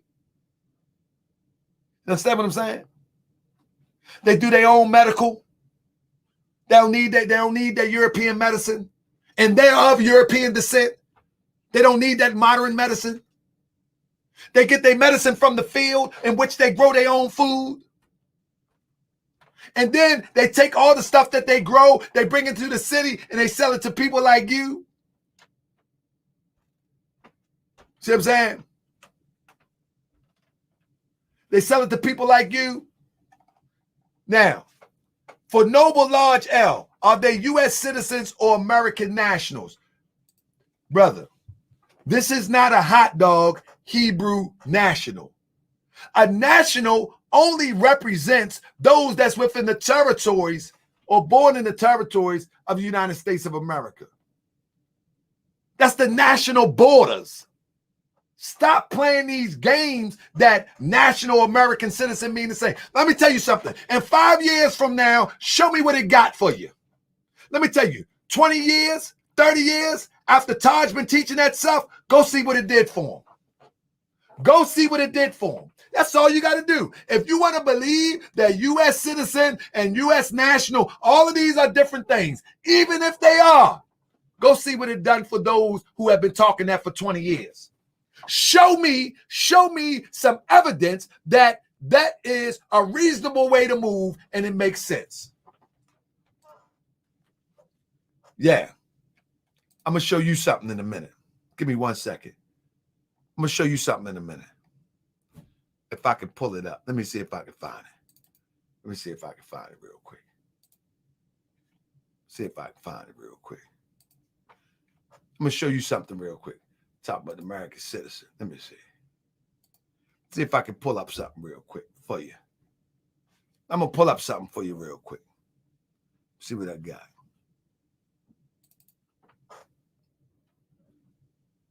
Is that it? No, that ain't it. I'm going to show you something real quick. Because we be blindsided by these trickery words. Man, I got so much.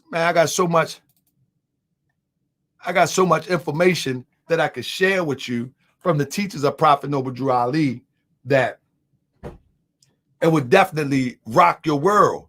And a lot of that stuff that we're talking about, Prophet Noble Drew Ali never used these terminologies. He never used terminologies like national and all that. Can somebody show me where Prophet Noble Drew Ali used this terminology? Huh? Somebody show me. Just say you don't follow Prophet Noble Drew Ali. That's fine. But don't say you follow Prophet Noble Drew Ali and you can't show me his example. Just show me that. I can't find it right now. I wasn't prepared to show this, but I want you to show me where. Let me give y'all a couple more articles, man. This is one that they got on his website. Matter of fact, y'all want, let me, I might do something special for y'all. Let me see something real quick. But what I'm saying is, I want somebody to literally show me where Prophet Noble Drew Ali used these terminologies. Anywhere. I'll be here all night. But now, let me show you something. Let me share this with you real quick.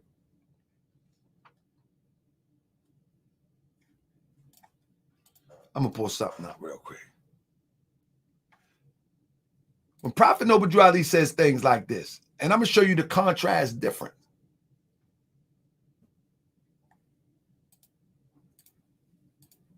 All right. This is from Prophet Noble Drew Ali right here. What I was reading earlier. Prophet warns, and I got the article for this too.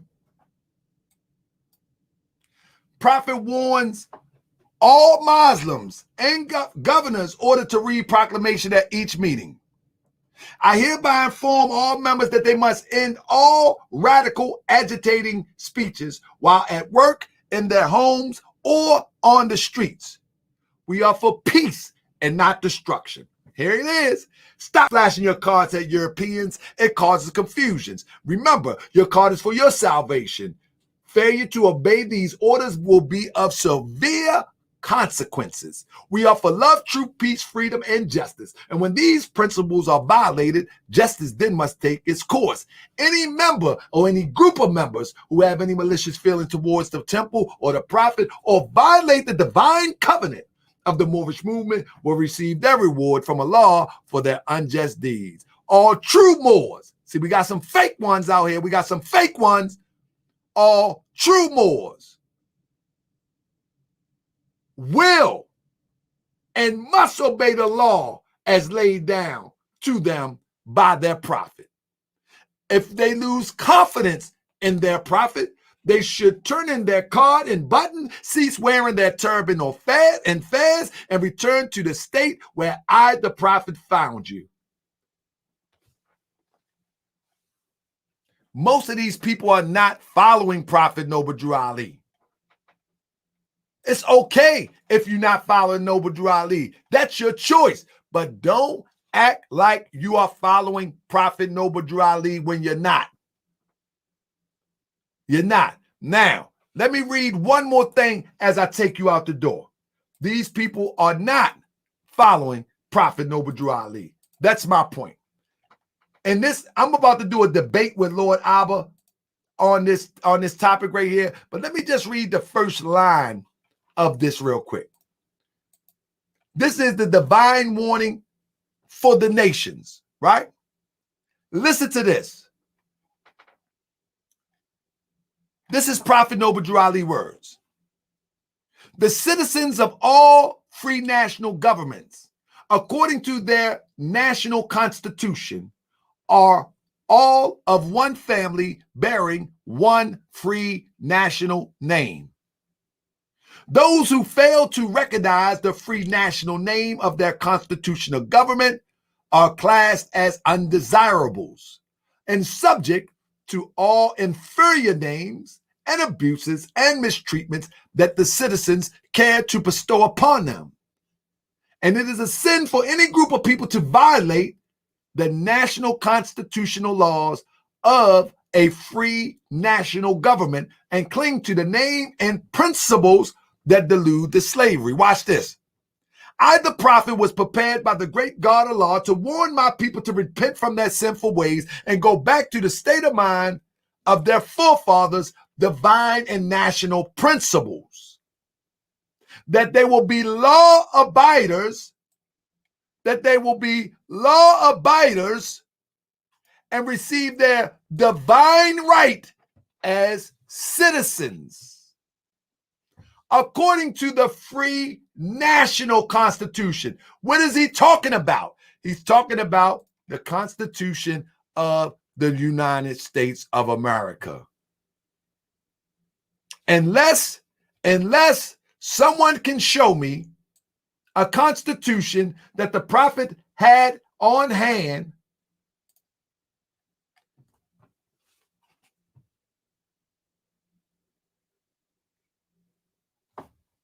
divine rights as citizens. Somebody taught you wrong, my brother.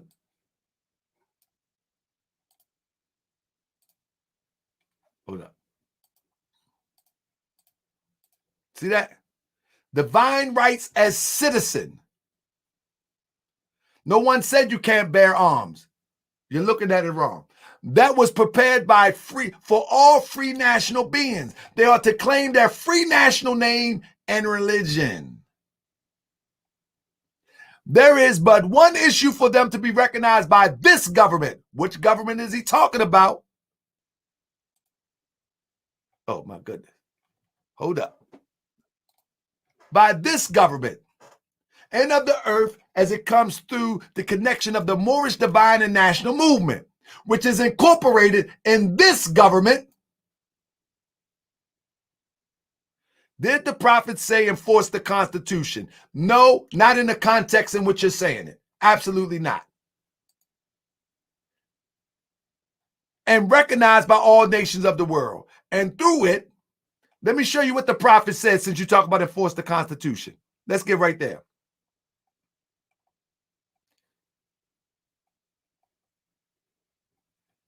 Because somebody told you a lie with that statement. They read that line to you, and let me find that line. It's in this document right here.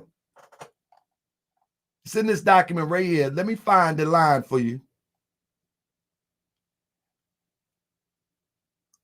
Let me stop it real quick and find it for you. I'm going to find it for you right quick. Let me find it for you real quick. It's right in this document. Here we go. I was right at it too. Let me show you what it is. All right. Right here. Listen slow. Listen slow so you can get it. It says, you who doubt whether I, the prophet, and my principles are right for the redemption of my people, go to those that know law in City Hall and among officials in your government. Notice he says your government, right?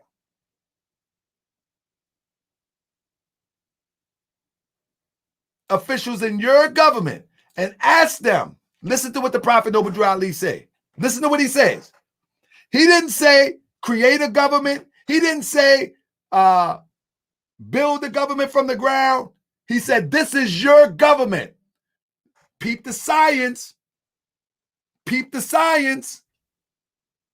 He says, go to those that know law in City Hall among the officials in your government, and ask them under intelligent tone. They will be glad to render you a favorable reply. Let me blow it up a little bit bigger so we can get down to enforce the Constitution part. It says, they will be glad to render you a favorable reply, for they are glad to see me bring you out of the darkness into the light. Money doesn't make the man. It is free national standards and power that makes a man and a nation. You ain't even got no power to flush your doo-doo. You don't even got no power to flush the doo-doo. It's free national standards.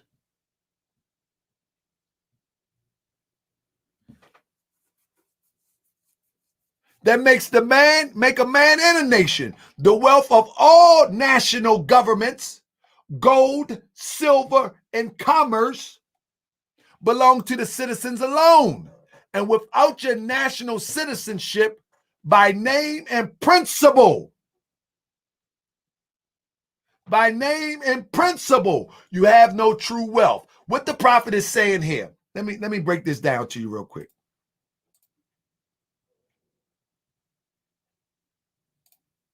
What the prophet is saying here is that every day you pay taxes, every day you pay into a system, the gold, the silver, and the commerce, whether we using paper money now, but whatever is of value, you pay into it every single day, like it or not.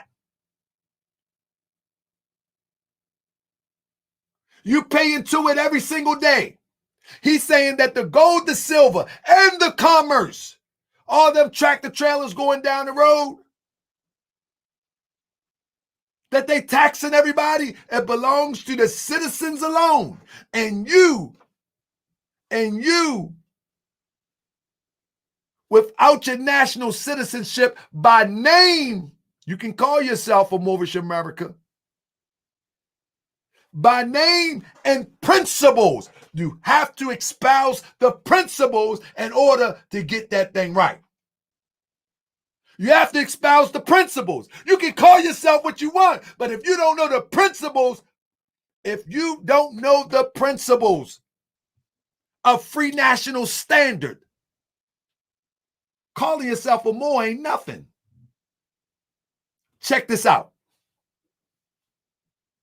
It says, without your national citizenship by name and principles, you have no true wealth. And I'm hereby calling on all true citizens. What is he talking about? He's talking about those who espouse the principles of citizenship to draw out what they put in. That's a true citizenship. A true citizen is one who know how to activate their citizenship for their and their kind benefit. That's true citizenship. Citizenship is not calling yourself a citizen, and just because you're born here, the prophet said, don't make you a citizen, they like to say all the time. Of course, true citizenship is being able to draw out that which you have put in. Every time you buy something, whether you smoke blunts, whether you buy gas, whether you do whatever you do, you buy it into a system. And the prophet Obadiah Ali says, without that, the principles, you have no true wealth. Listen to it. And I'm hereby calling on all true citizens that stand for a national free government. In other words, you're going to uphold these teachings of what a national free government stands for.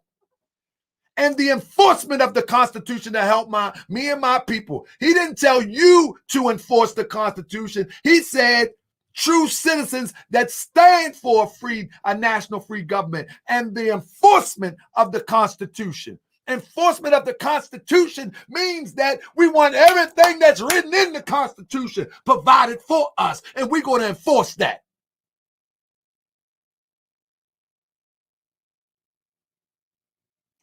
And the enforcement of the Constitution to help me in my great missionary work, because I need all support from all true American citizens of the United States of America. And true American citizens do not mean that you go by Moor. True American citizens do not mean that you even go by Moorish American. True American citizens is understanding the principles of citizenship. Understanding the principles of citizenship. And he says, I need all support from all true American citizens of the United States of America. That don't imply no Europeans. Many people that was calling themselves black and Negro ran and made moves in political office. They was expressing their citizenship.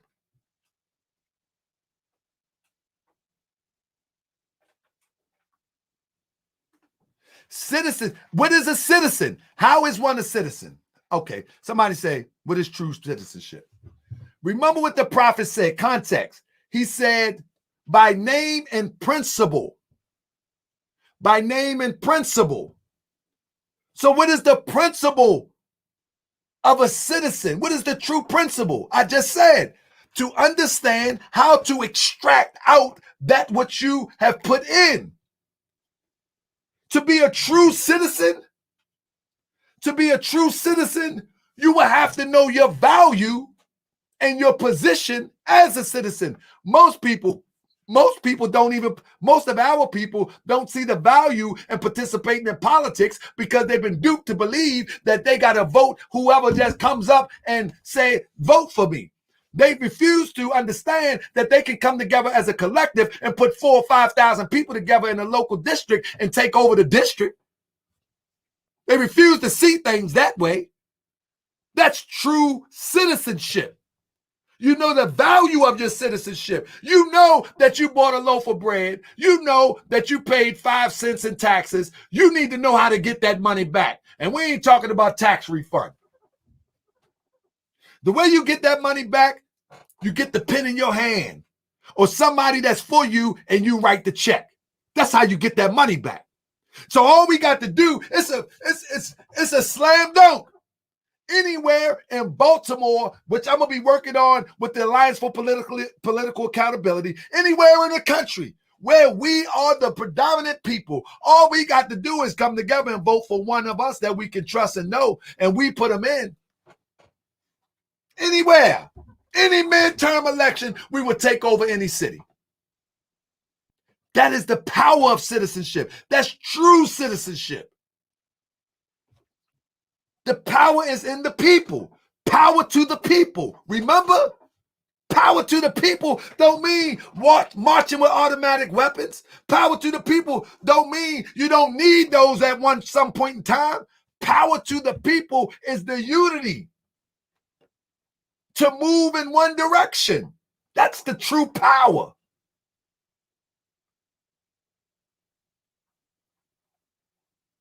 Somebody say, why do OGs say all we got to do? I'm saying something that we never tried before. And it might take a time before we try it again. But let me finish this. So it says, calling on true citizens, those who are conscious of citizenship. I'm calling on true citizens that stand for a free national government and the enforcement of the Constitution to help me in my great missionary work. He talk about people that's conscious. People are conscious.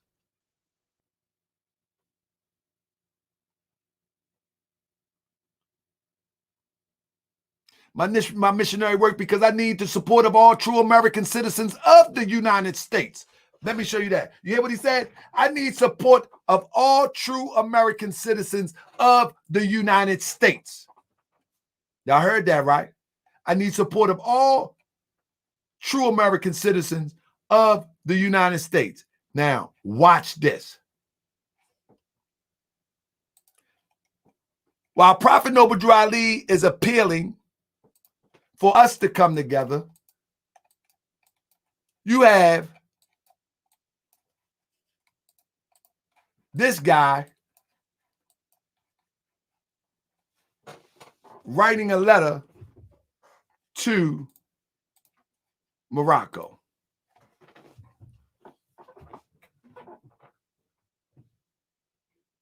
You see that? Peace and greetings from Rise of the Moors organization. I will always have a moral, civic, and spiritual interest in any Moors attempting to honorably and honestly establish or assist in establishing a Moorish movement. This is not, he's writing to Europeans. 27 rabbi, he's writing to European Moroccans, French Moroccans. He think they are Moors. Family, you hear what I just said? He's writing to and appealing to European Moroccans, French who took over Morocco. And he's appealing to them to help him establish a Moorish government. Y'all see how crazy this is? Prophet Noble Drew Ali did not appeal to no Morocco because he already knew that Morocco was usurped. He already knew that Morocco was gone down the tubes as it relates to a governmental structure by us and for us. That was the French. And it continues to be the French. That's why when you go to Morocco, they believe that the only dark-skinned person there came in chains. Sound familiar? Sound familiar? They believe that the only dark-skinned person in Morocco came in chains. But here we go with this guy is writing to Morocco, appealing to them. Looking like a fool. When in fact, what we should be doing is, let me show y'all something before I get up out of here. I think I did enough. Let me show y'all something real quick. What we should be doing is some basic stuff. Give me a minute. Let me show you something. Just so people can see that the diversity of Prophet Noble Drew Ali, this will get people mad now. Don't worry. This comes out of Moorish Guide. Don't worry. Watch this. Race pride is not racism. Don't forget that. Watch it. This comes out the Moorish Guide. It says, the prophet in securing a permit for the parade, he actually got a permit for the parade of the, what parade was it? The convention. After the convention, first annual convention. The prophet in securing a permit for the parade also secured a squad of European police to accompany his car in the parade. I don't know how you feel about that. The line of the march was from 37th and Federal Streets, east to Wabash, and north on Wabash to 32nd Street, then to the temple at 3140 Indiana Avenue. I don't know how you feel about that. Somebody said, why do you have a Moorish flag behind you? That's a Moroccan flag, I guess you would say. That's what you mean to say? Why do I have a Moroccan flag? We don't call that a Moroccan flag. That's a Moorish flag. Let me show it to you real quick.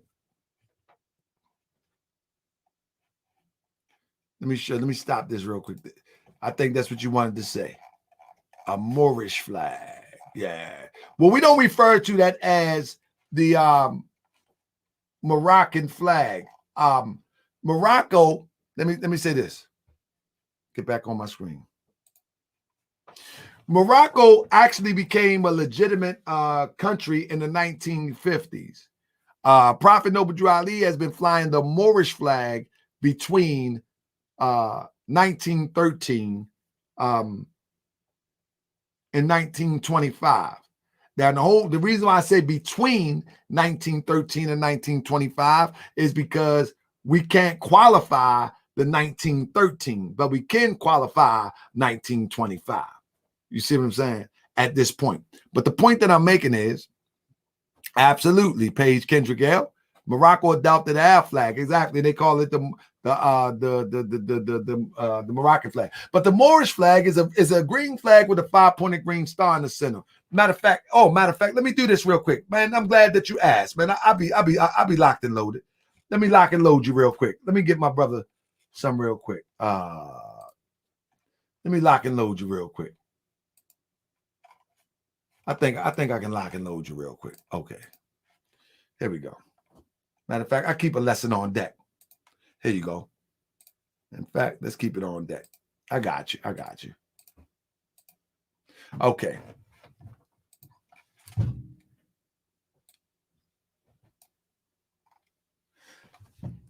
let me lock and load you real quick. Today, we find a number of Moorish Americans and Moorish American groups, organizations, etc., that have grabbed the idea that the red flag with the 5-pointed star in the center, brought by Noble Drew Ali, is the Moroccan national flag. This position is clearly a misrepresentation of the information provided to us by the founder, Prophet Noble Drew Ali. Although both flags is similar in appearance, that does not make them the same flag. The Holy Prophet Noble Drew Ali never called his flag the Moroccan flag. In fact, he said, what kind of flag is the Moorish? It is a red flag with a 5-pointed green star in the center. He would go on to say that the Moorish flag is over 10,000 years old, that the 5 points of the flag represents love, truth, peace, freedom, and justice. So one of the unique significance is when you look at the vexillology of the Moroccan flag, you will find that the star is a little smaller and is outlined in black. And some of them, they even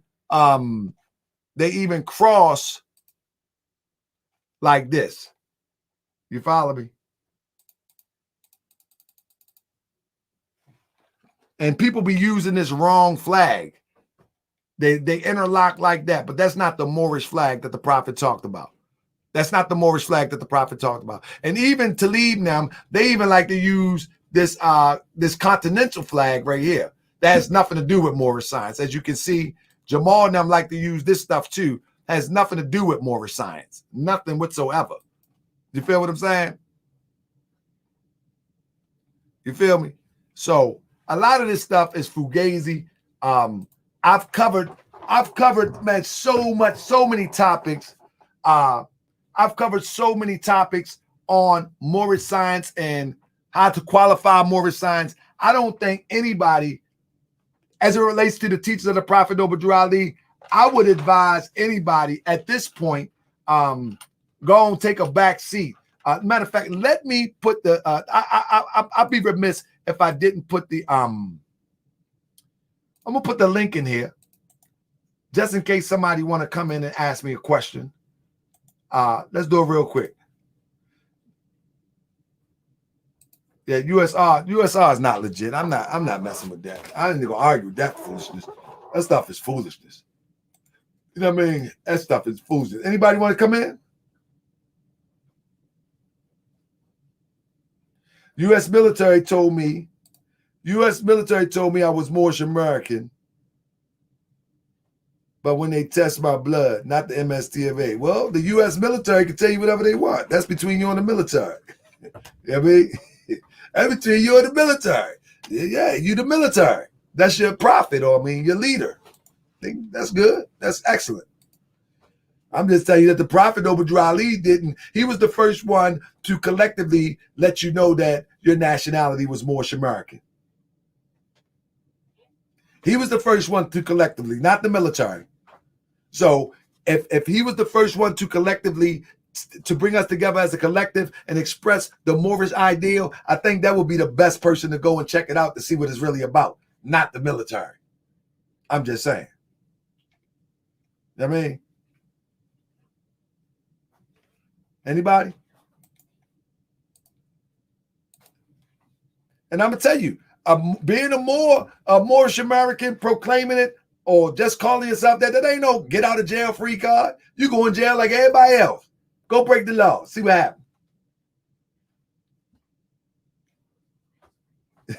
Yeah, you right, Curvebell. GMJB, he be spitting this in a minute. He'll remix this. Wait till he start going live.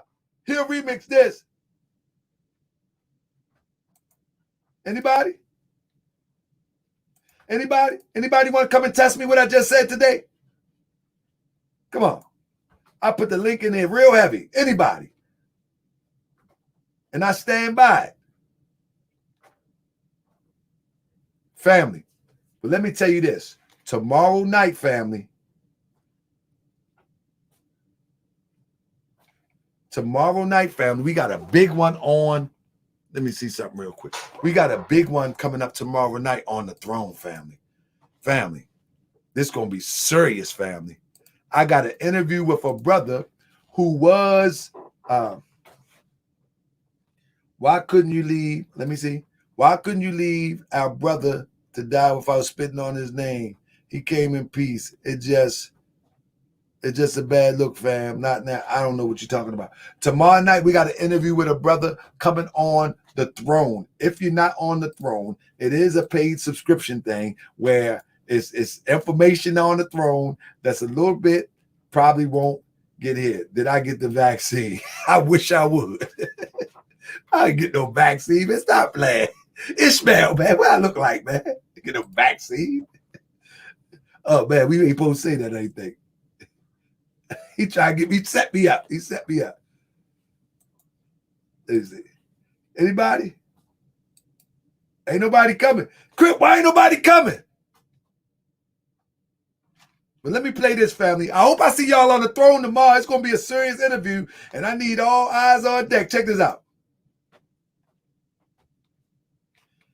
Crip, why ain't nobody coming on the channel? What they doing?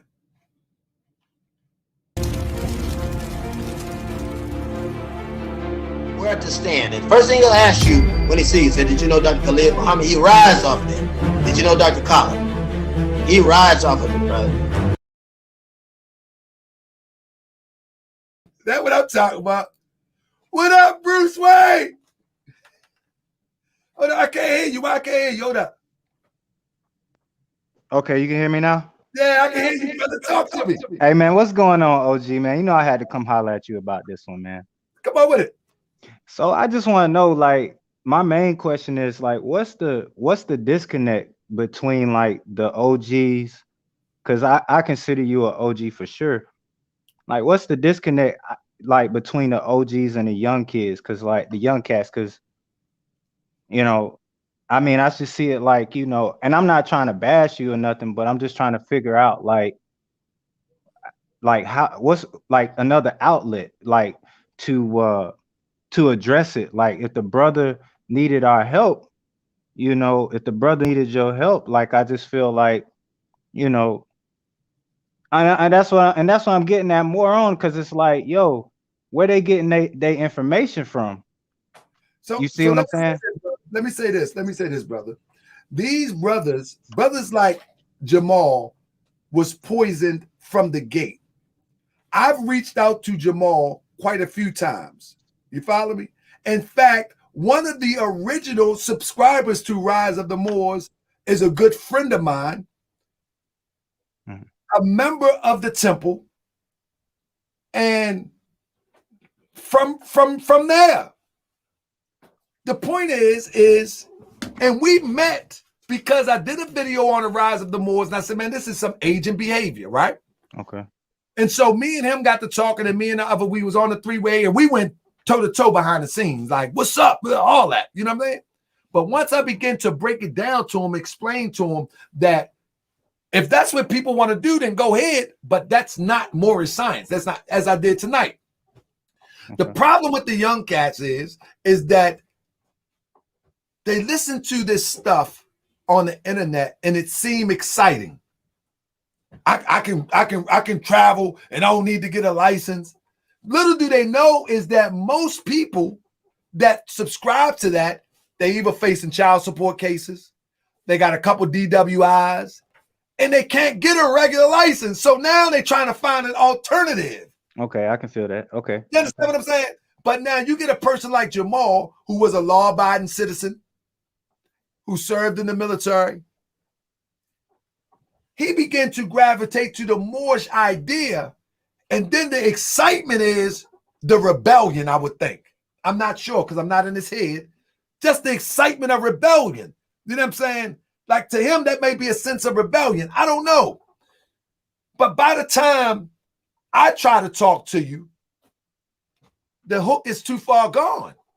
It's too far gone. So in my temple, in the organization which I'm heading, the Moorish Science Temple of America, we talk to the youth, the young people and all of that. But people that have been already drink the Kool-Aid, it's kind of hard to turn them back, bro.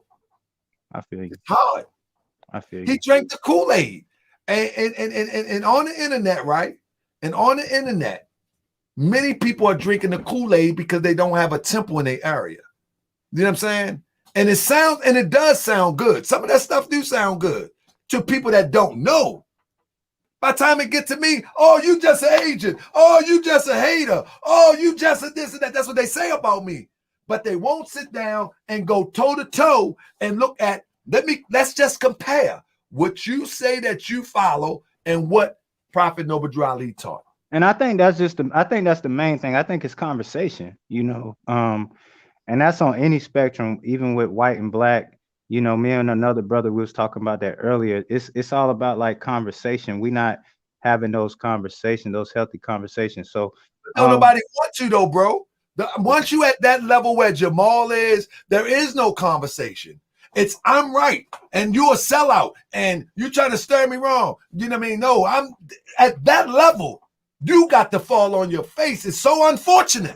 So let me ask you, how I don't know who the brother Jamal is, but how old is he? 29.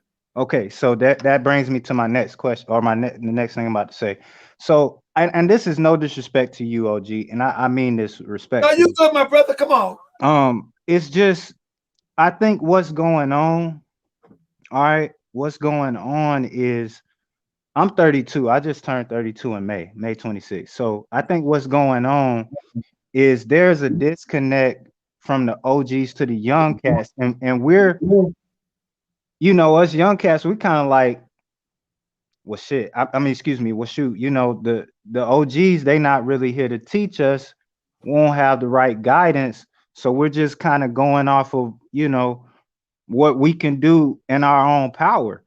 And I think that's where the disconnect. And here's another thing, and this is not a diss to the baby boomers or to the older folks, but I just feel like for what it's worth, and how do I say this in a nice way? I just think that old ideals are dying and old ways of thinking are dying, because I mean, the universe requires something different now. Everything that we marched for, everything that we, none of that is working. So a lot of us are like, well, okay, what will work, and I'm not saying that forming a militia is the only answer. That's not the only answer. Obviously, we need schools, we need farmers, we need engineers, we need coders, because we need black coders for real. But I think that's where the disconnect is, and I think that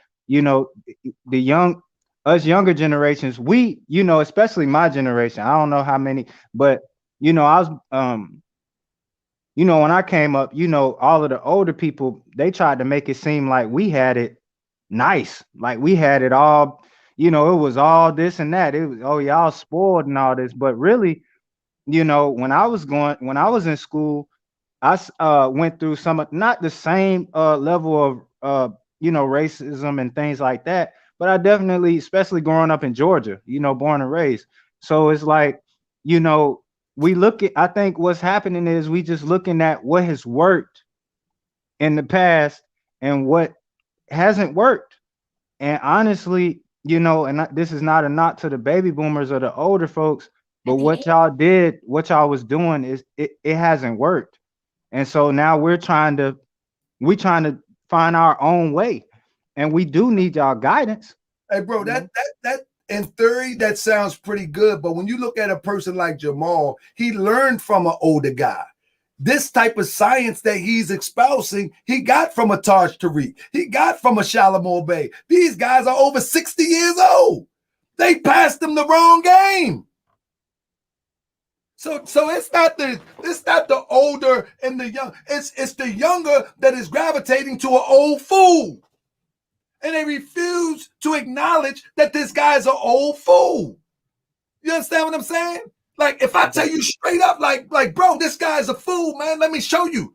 They go, why you gotta call him a fool? Because it's gonna take that type of extreme talk to get your attention. I gotta get your attention. Now, Jamal didn't just learn from the internet. He's seen Taj Tariq Bey on the internet first. Taj Tariq Bey talking about a Moorish, sovereign Moorish ideals. Then Shalimar Bey, he started the consulate. A consulate for Moorish Americans. How you gonna have a consulate? You ain't even got a government.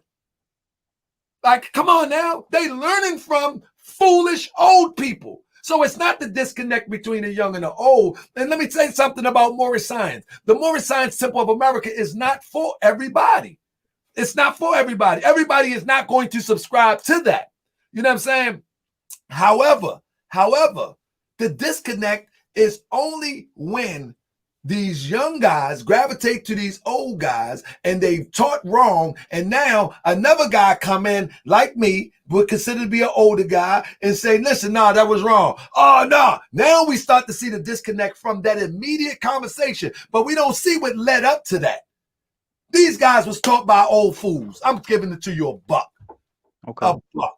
You know what I'm saying? It's just like somebody in the streets, a young guy in the streets, they get past the D game from somebody that's been reckless for 20 years back and forth to prison. They shouldn't take the D game from them. Right, somebody, they're taking the D game from a snitch. They shouldn't take the game from them. I mean, and I come up like, man, he's a snitch. Man, shoot, I done flipped like 30 B's last week. I don't care. That's a snitch, bro. Right. Then they ain't gonna take the game from me. Because they didn't flip 30 blocks last week, but they don't know next week it's going to be a wrap. And that's what's going on in this conscious game. Like, and I encourage people, bro, I encourage people to do it, to get it how you live. But if you're talking Moorish science, that's specific. You can't be waving no Moroccan flag and calling yourself a Moorish American when we don't espouse to that. You can't be walking around with some guns and don't even know the law, with the state that you traveling through. That's goofy. And I say you goofy, they get mad at me. But that's goofy. Let me tell you how. This is my measure, Black Bruce Wayne. This is my measure. Would right to travel, for example. You heard of that before? Yeah. Right to travel. Let's say that it's legitimate. But me as a responsible person, do I, when my daughter or my son turn 15 or 16-year-old, say, come here, baby girl. You know we're Moors. Got you a car today. I just put some tags on it that I got off the internet or that I wrote on. And I'm going to give you this card here. And if you get pulled over, you just tell the officer you have a right to travel. Would I do that with my child? And if it's not good enough for my child, it's not good enough for me. We just not saying that practice could not happen, but we not there yet. Because if I can't do it for my child, then it's not good for me. That's my measuring stick. Why would if my child going to be in jeopardy, 9 times out of 10, I'm going to be in jeopardy too. Right. 9 times out of 10. It's not saying that some won't get through. If I go to court, I'm accused of a crime, right? I go to court. Or my child go to court. Would I advise my child to say, show me your jurisdiction? Nah. It's not good advice. Right. Nor would that be good advice for me to take that approach. My whole thing, if I was in Jamal's position, how in the heck do I get back home and still be a stand-up person?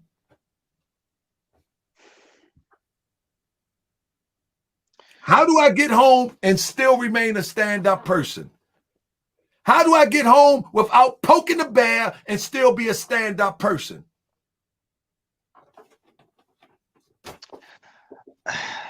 I can't speak to that. But all right. So my next question is, if and again, I'm coming with questions. So, bro, you good, brother. You can listen, brother. I done heard every question in the book as it relates to people, and I like your caution, but don't even be caution, brother. I feel your energy. You got good energy. It is what it is. Just let it go, bro. So, and here's the reason why I think that a lot of our young folks, or why a lot of people like me I would call it an uprising. But a lot of people are going about it in the wrong way. But Here's my question to you. If the Moors have been around longer than the Amish, then how come we don't have, well, how come we're not set out somewhere in Utah or Montana like they are? Excellent question, brother. Because the Moors, from what I know, they've been around for quite a long time. For sure longer than the Amish, for sure. So you know, I just, you know, and I think that's why a lot of us are frustrated, because we like, you know, man, the OG, and back to what I was saying, like when I was younger, you know, the baby boomers made it seem like my generation, the millennials, like we just had it made, you know, and we didn't have it made. The Generation Z, they have it made. They're the ones that's born in with tablets and all this stuff. I still was using chalk in elementary school, Right. but you know, and so I think that's where some of the frustration comes from, because it's like, well, okay, you know, I know this Morse code was written this way, but we're the new generation and things change, right? I think you would agree that things evolve and things change. Now, I'm not saying that all change is good change. You good. Right. All right. So, but I really wonder about that, because I'm like, yo, the Amish, they're not rich. They live kind of poor for real. But they are rich. But let me ask you a question about the Moorish Science Temple of America. One thing about the Moorish Science Temple of America, there was heavy infiltration during the time of the Prophet Ali that they have yet to recover. You see what I'm saying? And so even when we talking about topics like this, that is a long-standing infiltration, because it takes away from the essence of what it is to be a Moorish American in a Moorish American society. And then we got to remember that many of us are spoiled. You know what I'm saying? We would rather do an adverse possession as opposed to purchase a land and build a house. We're spoiled. You know what I'm saying? We have gotten comfortable. You know what I mean? Listen to this. The very guns that Jamal and them had, they bought from Europeans, guaranteed. From some European, guaranteed. You know what I'm saying? Why? Because we don't make guns. You feel what I'm saying? So when we I will say this, there's a gun manufacturer in Chester, PA, Surplus Army. I just want to throw that in, but go ahead. Let's salute the Surplus Army. I'm gonna go check them out too. That's close. Go holler at Tom. Yeah, they're good people. But the point that I'm making is this. We've got spoiled. We talk this Moorish stuff, but when you tell, I put a call out 3 years ago about let's create a Moorish village. You know how much support I got from the Moorish village, brother? Zero. Only people that was a part of the Moorish group that I'm a part of was putting their dollars and cents to it. Out of the thousands and thousands of Moors around, they never wanted to put nothing to it. You know why? Because nobody want to leave the comforts of their home and their cable and their telephone. No one want to leave the house, brother. So they talk this stuff on the internet. But let me tell you something. My wife, she adds, we have our own garden. We don't do none of that nonsense that they try to subscribe so your children can go to school. We don't do none of that. And my wife, she be on the lookout for the land and all that. You know what I mean? All of that. You know what I'm saying? So, but you got most people that talk this Moorish stuff, man, they ain't ready to invest in this. They comfortable. They talk this stuff. If I said right now, let me put up, and I don't like GoFundMe because you're paying a European. Let me put up some type of thing so we can build a fund so we can have our own. Brother, I'm telling you, in 6 months, we be like, man, what's happening? We love to be entertained. So this is what happened. But not only with the Moorish paradigm, with all so-called Black organizations. That's right. We have nothing. But that's what I'm getting to, though. I think that's where the younger folks are frustrated. You know what I'm saying? Because I mean, it's like building. It's like, you know, our generation, my generation. Okay, the millennials. We supposed to be building the highway to Mars, right?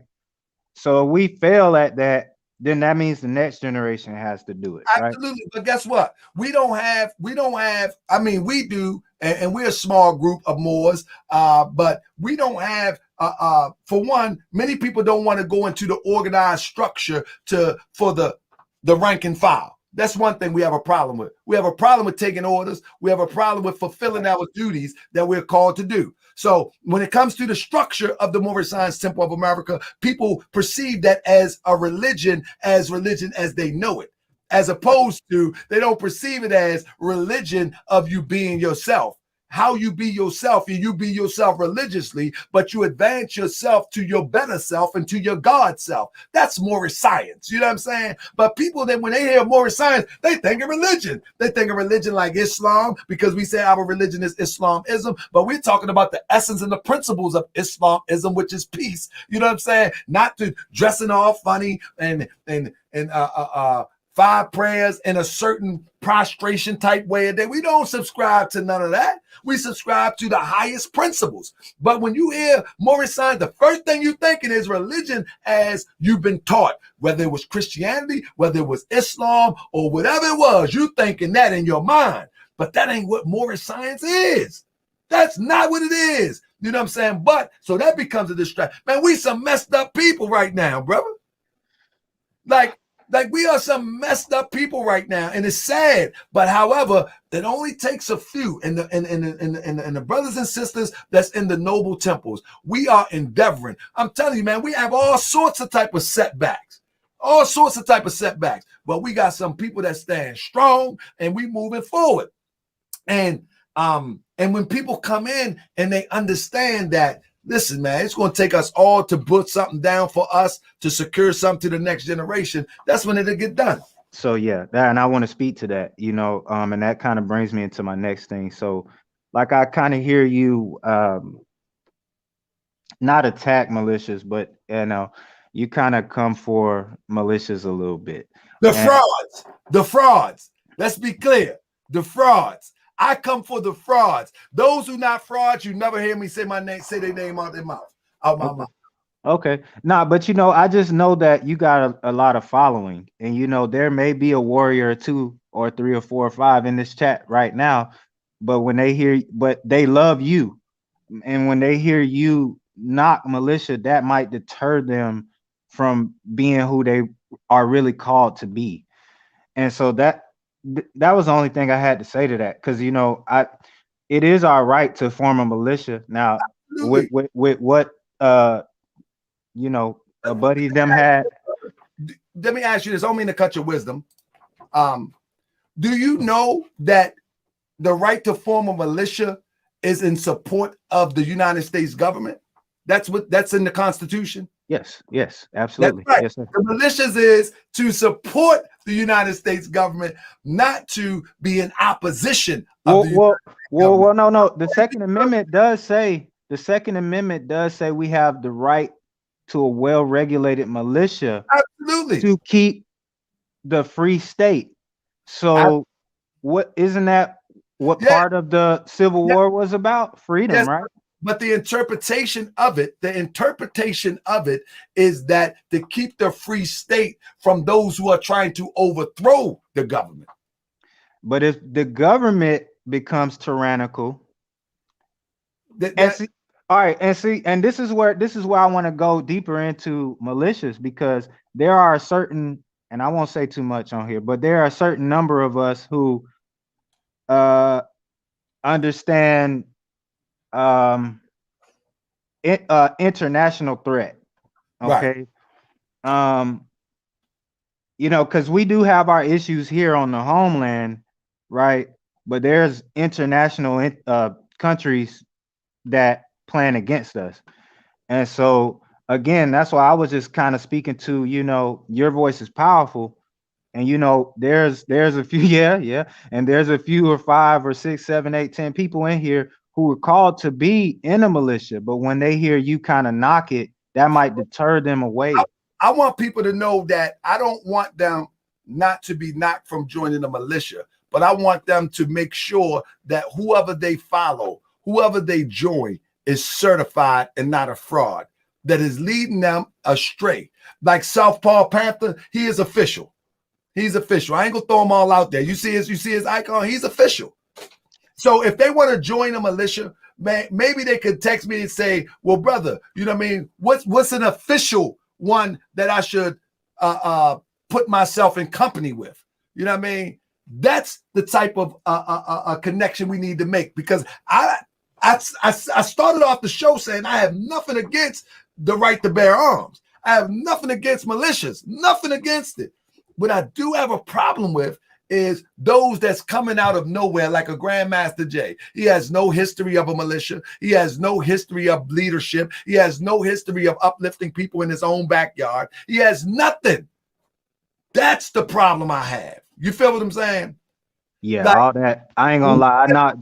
I knocked you for that for a while, but man, when you look at the brother in Louisiana, sleep is for something. I forget the group right here. I consider him legitimate, and he stood next to Grandmaster Jay. But you can tell the legitimacy on the front line. Right. There were a lot of people there who were really about it. You know, I'm still in contact with a couple people who were really about it. You know, absolutely, bro. Yeah. I'm in contact with a whole bunch of people that was really about it, that came back and say, "Man, look, my bad, you were right." But listen, I'm really about that life. And I'm like, I know it's people about that. But my thing is, we don't want to be misguided and waste our resources. Because now look at this. Now look what it's come to. All of that power in Louisiana. Now, to bring all of that power together again, everybody is going to be questioning the legitimacy of the call. That's a fact. That's sad, man. That was our move. Yeah, bro, when you're talking about overthrowing tyranny, them numbers, that was it. Well, I don't know, because your president the other day said, what'd he say? He said, how'd he say it? Said something about you need F-15s and nuclear weapons to fight the government, which I thought was a threat. It is. Yeah.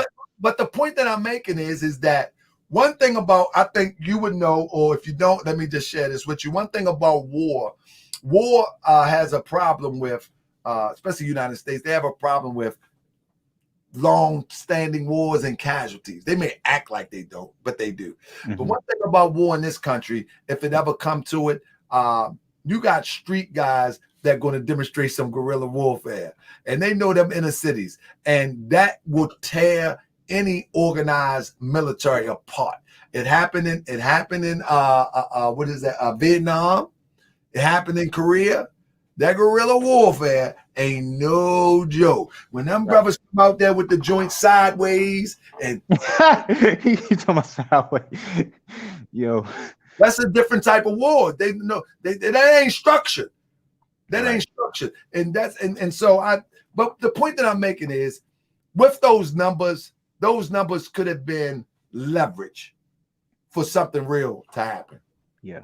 I mean, and it was sad to see now all of those numbers, brothers and sisters are going to question the next group, the next person that stand up and say, come on, let's go here.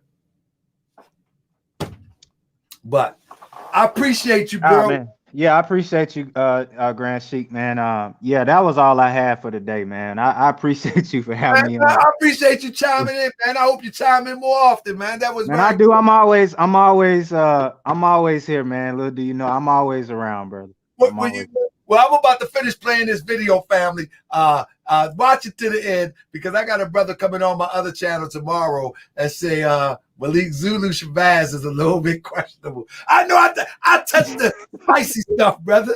You feel me? You do. I can't knock you, man. Hey, we gotta have somebody do it. So I salute you, man. I salute you. Man. Peace and love, my brother. All right, peace. Hold up, we got another call. Let me get him out here. Who we got? Come on. Make it quick, brother. Are you there? Jonathan. Yo, what's up? Can you make it quick, brother? Yo, what's up? You there?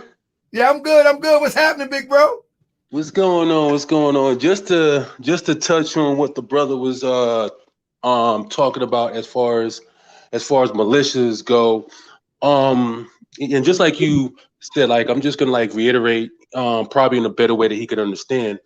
Some of these people that are leading us. When you look at leaders, and like you look at leaders like across the world, they have a certain thing about them, especially when you look at like a tactical leader. One of the things that I said early on with this guy Jamal was that he wasn't a leader as far as him not, him not understanding certain things, right? So, I'm not gonna go online and broadcast and say, hey, oh yeah, here's my freaking militia.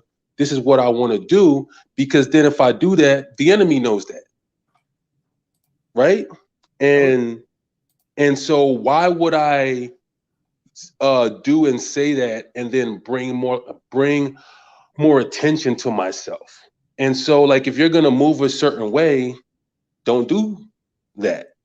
Yeah. On top of that, and the thing is, like he says that the FBI is watching him. Yeah, that's crazy to me. Like, why in the hell would you silhouette yourself? You will ride down the highway, full tactical gear, weapons, and all is in the middle of the night. You said they watching you, and you really think that that's a smart thing to do? Don't make sense to me. Yeah, it doesn't make a lick of sense, and he's gotten a whole bunch of people in trouble. Now, granted, he may believe what he may believe, but the problem comes into play is when you knowingly put people in harm's way. Granted, you may believe the United States government is whatever, and there's tons of people that believe that, but there's a way to go about it. There's a whole bunch of white militias, and what they do is they set up those organizations the correct way, and they go about what they do the correct way so that nobody can say nothing to them. Absolutely. One of the things the Nation of Islam said is, like, if you want to carry a weapon or if you want to carry a gun, get a job that requires you to carry that. So, like, if I want to carry a sidearm and not have to deal with the police, I'm going to get a job in security where I'm armed. So that way, if I do get pulled over, it's like, dude, man, I work for this company. I'm just going home. It's not a problem. That's just common sense. But, he wants to buck the system, and he's going to find out what bucking the system is all about now. And it's sad that he had to put all those people through it, but those people are going to find out the hard way, and that's just what it is at this point. Absolutely, bro. Let me get this other caller in, brother. I appreciate you, bro. You just tuning in, or you watched the whole show? I mean, I was in and out because I had my son. So I got a daughter now, so. All right, bro. Well, I appreciate you, Jonathan. All right, man. All right, appreciate you. All right, with that being said, we got host boss lady. Last caller, host boss lady. Are you there? I'm here. Hello, Grand Sheik. How you doing, Renee? I'm good. It's my first time calling in. What I do? What I do? You ain't do nothing. I just wanted to come in on this conversation because I came in on the tail end. I was on Black Power Radio right before I signed into your show, and just listening to the young men speak about being deterred away from the militia. But what they should do is learn the political history behind these organizations, and that's what you're telling them. A lot of people give you even in my own infrastructure, I'm the local chairwoman of the New Black Panther Party in Washington, D.C. Salute, comrades, and everybody. I've been listening to you for a while, but we had so much drama and chaos going on over here. You have to get on the on what's your page on the throne and talk about the stuff. Sis, and I know. Hey, sis, I know everything going on, and I haven't said a word. Right. I'm very familiar with what's going on, and it's kind of sad that after all these years, that one of the most, and I will say this, and I'll say it on the record, one of the most qualified groups of Black Panthers have to go through this at this time. Right. Yeah, that's correct. You know, and I tried to stay out the way and just stay neutral, but everybody's been a victim of casualties of this war that we're in, and it's a war against white supremacy and blackface. You know what I mean? It's all skin folk and kinfolk. And you know, it took me 3 years, and I get on your show and say that 3 years to finally come to this point that I'm at, you know, being misled, being in a dictatorship instead of an organization where I ain't getting paid to do shit, but we traveling all over the country, spending our own money. And then when you go to jail, you know, you can't even get out. You're on your own. And on your own. And these heads, they living a big life. Fresh $1,000 suits. Yep. Living good. So I wanted to tell you about Brother Biko, because I know he's a friend of yours or a comrade. Even Biko, you know, he's locked up right now. Yes, he got locked up in Washington, Greenville, North Carolina. We went down there on Juneteenth to a celebration, Juneteenth celebration. Oh, that happened when the car got hit and all of that stuff. Dynamite lightning, car got hit. Biko went to jail, 2 other comrades went to jail, and it was all a setup. It was an orchestrated setup. You know what? The part about it is I heard bits and pieces of it, but I've been busy since Juneteenth, and so I just got bits and pieces of it. But I'm gonna get the rest of the story tomorrow. But I'll hit you up. I just didn't ever want to come online because you know, everybody was like, leave him alone, don't talk to him. He an agent, you know what I'm saying? They was all hating on your show, but I was like, I listen to him faithfully every day, and I see everybody that's coming and what they got to say and how they going in between, creating all this drama for everybody else, and then saying we need to unite, we need to be at peace, we need to do this stuff and there, but you the main one creating division. There you go. You know what I'm saying? And you right. You've been right the whole time. You was right about Grandmaster Jay. And I can say that online because I experienced something here in DC. You know what I mean? People be behind the scene, be all out in front of the camera, but I'm one of the ones stay in the background. I watch and I wait like a real panther. You know what's funny to me, boss lady, that a lot of these people that have been perpetrating as leaders for who knows how long, many of those that are in the ranks don't know much about these people. They don't know nothing about them. They don't know anything. Outside of what they displayed with their Panther activism, they don't know much about these people.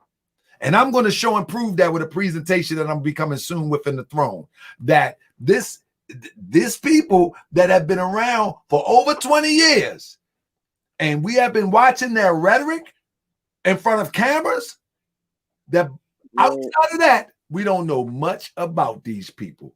That's the thing.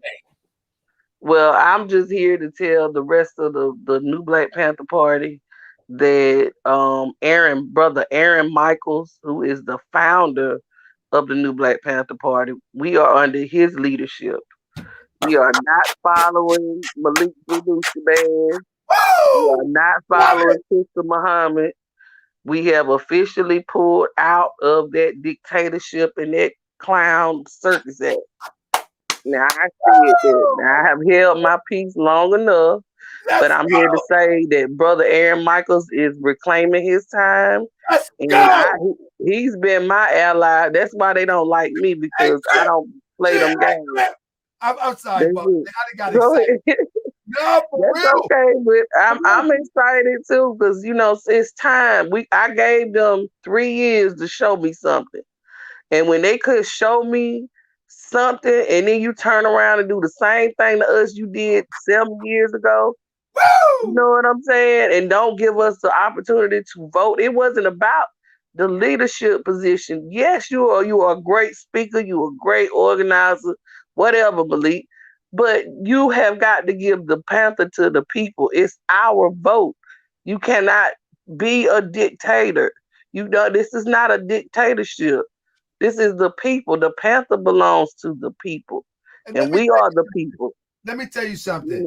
Mhm. The brother got a great history and great history with being a legitimate Panther as it relates to an extension of the original Panthers. And what I mean, the spirit, what I speak of. Right. A lot of this other stuff has been questionable, always Right. been questionable.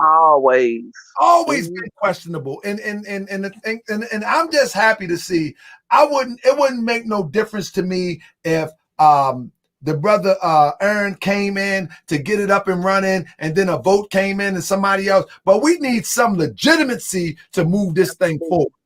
Absolutely. And we are doing that. We are restructuring with a central committee. No one person will run the new Black Panther Party. That's dictatorship and ideology that we are not privy to. We don't have time for that right now. The struggle is our leadership. You know what I'm saying? Because we played these reindeer games, okay, we have suffered. And like that's why I'm calling you now, because I heard the young man say, what happened? What's the difference? You know, I'm 43. He only 10 years younger than me almost. And I said the same thing. Well, what happened? You know what I'm saying? Why are we just now figuring this out? Why are we just now getting on board and on code? When 20 years ago we should have been activists and we should have been doing this stuff. But what was we doing? Was we marching? Was we protesting? Did we even know that we were still in bondage? We didn't even know. You understand what I'm saying? We didn't even know. And then we got people that say, oh, we've been around 30 years. How you been around 30 years and you have not developed no programs? You don't have nothing. You have nothing to offer the people but to walk around with a stinking gun and a and bullhorn. get everybody locked up and killed in target practice. You know And what a I'm saying? bullhorn. No justice, no peace. No justice, no peace. No peace. And exactly. You know, like but we gotta get to the point where we doing this and handling our people the way they're supposed to be protected and served. My mission and my leadership is from the original founder of the New Black Panther Party, what he created the New Black Panther Party for. Brother Aaron Michaels did not get the credit that he deserved. That's why it didn't work. You understand what I'm saying? When you try to take something from somebody illegitimately and try to make it your own, you ain't gonna do nothing but mess it up. You know what I'm saying? That's all you can do is fuck it up and make it into something else that is not. You know, and I'm not a hypocrite and I'm not phony and I ain't fake, I'm real. I founded 5 motorcycle clubs before help found it. And then when they didn't turn out right, you walk away. And that's the same thing Aaron Michaels did.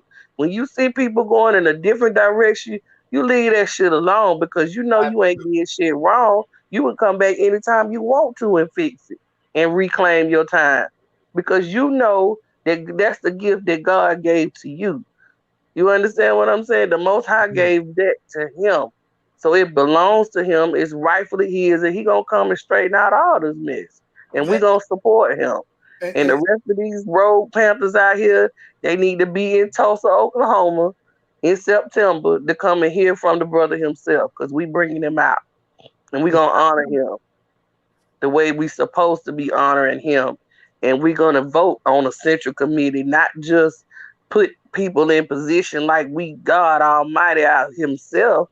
You know what I'm saying? People gotta earn their way. You gotta earn your stripes, earn your bars. I only been in the party 3 years. I don't deserve no national position, but they kept trying to put me in one.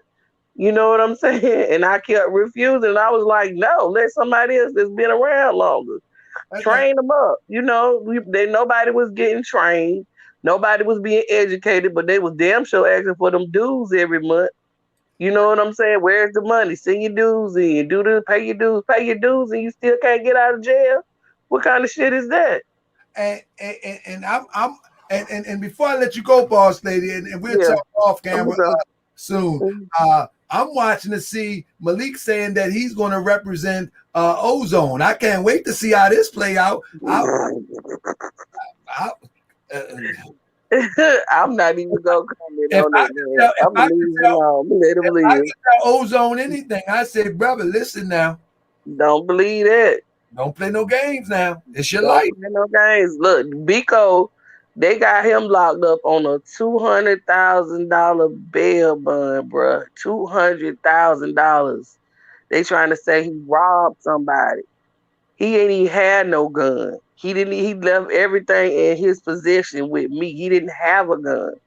No situation like that. They got my man held up in Greenville, North Carolina on some false charges. And they trying to put everything on him like he's some kind of kingpin or and they was like it's a gang situation or some shit like that because he was dressed in Panther gear. You know what I'm saying? This is all political. It's all about the state of North Carolina versus the Panthers. You understand what I'm saying? He is a political prisoner at this time. They was blocking his phone calls. They wasn't letting him get calls. They wasn't letting him get text messages or emails or anything like that. They won't let him get his books. He's trying to get his Quran and some books, and they won't give them to him.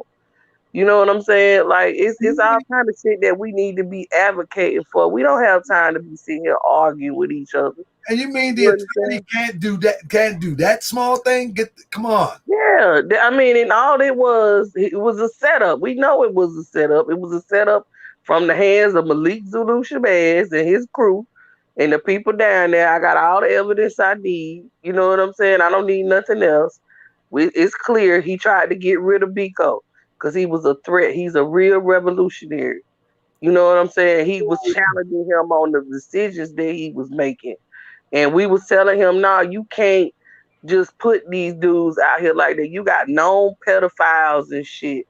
You got motherfuckers that's got rape charges and all this shit. And then the next day after this shit with Biko went down, the next day, the shit happened to Ozone. You know what I'm saying? And he was getting ready to make Ozone the Minister of Defense or Justice or something like that. You know what I'm saying? I don't know what exactly it was because I was so disturbed by what I had going on. But I saw that and I'm like, man, what you gonna do now? You gonna be able to get this man out of trouble? You understand what I'm saying? Are you gonna misrepresent him too? You got him all on flyers and shit like that. That's gonna jeopardize everybody in the party. They coming for everybody. They ain't just coming for one person in this situation right here. They coming for the entire New Black Panther Party. They don't give a damn if you with Crystal or Mahan or Malik. It doesn't matter. Everybody is gonna be targeted now. Everybody walking around with a uniform on is gonna be targeted right now. Boss lady, can you send me a email? I can email you. Hold on. Okay. I'm in the private chat. Send your email in the private chat. All right. Okay. Yeah, they said what they say. I can't see. I'm gonna share with you what I got, and we might go on the throne with this. Yeah, we need to go on the throne. I said I would do that for you. Oh, I got it. All of these dudes, all these people think, somebody pulled in a coup. Ain't nobody pulled no coup, man. We're gonna be on the throne. That's indeed. Oh, ain't nobody pulled no coup. I get excited though, sis, and I'm gonna tell you the truth. I'm texting you right. I'm okay. I'm gonna email you right now. Yeah. The reason why I'm excited is because we do need a cleansing.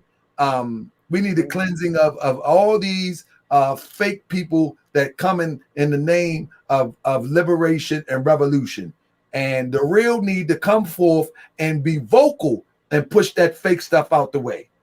Exactly. That's the matter. You know what I mean? So, sis, I'm gonna look for your email. I'm gonna reach out to you tomorrow. I'm gonna send you my number. All right. All right. Black power, y'all. Peace, love, and black power. Yes, indeed. Peace and love. I got one more call. Oh my goodness. Who is this? Talik Al, are you there? This is brother. Is brother there? This is brother. Is that brother? It's his brother. Hey, Brother Talik, Yes, I see you put in there about Taj being legitimate at the Camden Temple, but we know that was the temple that he was at was not one of the official Prophet Nova Drew Ali's temple. That was That's a right. reincarnated temple. Yeah, I know. Yeah, I know. So that's Yeah. why I say that's not even because man, I mean, you know, it's history behind all of that, and we can cover all that, the legitimacy of the reincarnated and all that. But when we talking about, I'm talking about standard Moorish Science Temple of America as we know it. You know what I mean? Are you there? I'm Talik. He went out on me. They got him.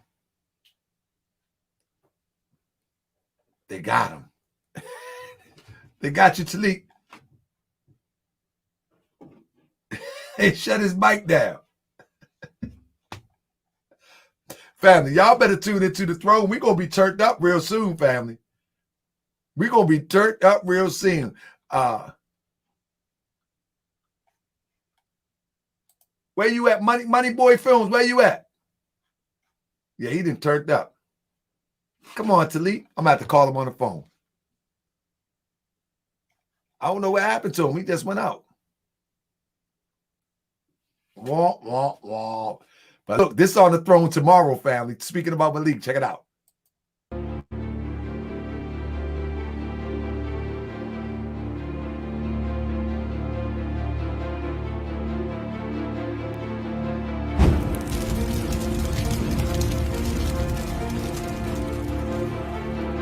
Where to stand. And first thing he'll ask you when he sees it, did you know Dr. Khalid Muhammad? He rides off there. Did you know Dr. Khalid? He rides off of it, brother. And he has nothing else. He has nothing else. And I believe that the CIA and FBI recruited Malik Zulu Shabazz out of Howard. Howard is full of agents. Howard University is full of agents, brother. They love them whites. They'll serve them whites and run after them. They love them whites. Howard University is a coon's nest. It is a coon's nest. And I hate saying it. I hate saying it, but it is. They recruited him there. It's a coon's nest. Oh, yes, sir. Yes, sir. Coon. Oh, my goodness.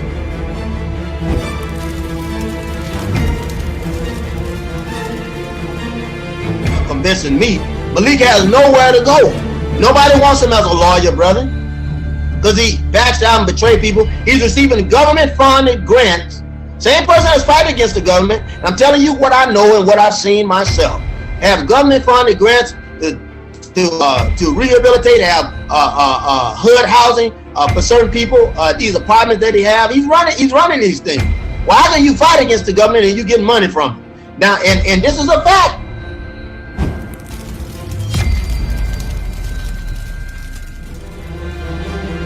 So we're in abundance. And I tell you to say this, when the devil, Malik and his Paris, his real name is Paris Lewis, when that devil and Hashim Mzinga decided to sell Dr. Khalid out, when they decided to sell him out, everything went down from there because you couldn't have two people getting the glory. And the FBI told them to share the glory and they didn't want to share it. So when Hashim Mzinga becomes the leader of the new Black Panther Party after Malik gave a 13 to 15 year run. When he becomes the leader, brother, how is it that he get cancer? And not long after that he dies. What do Malik have? Who would benefit the most from Hashim Mzinga dying? Who would benefit? It falls right on back in the laps of that devil.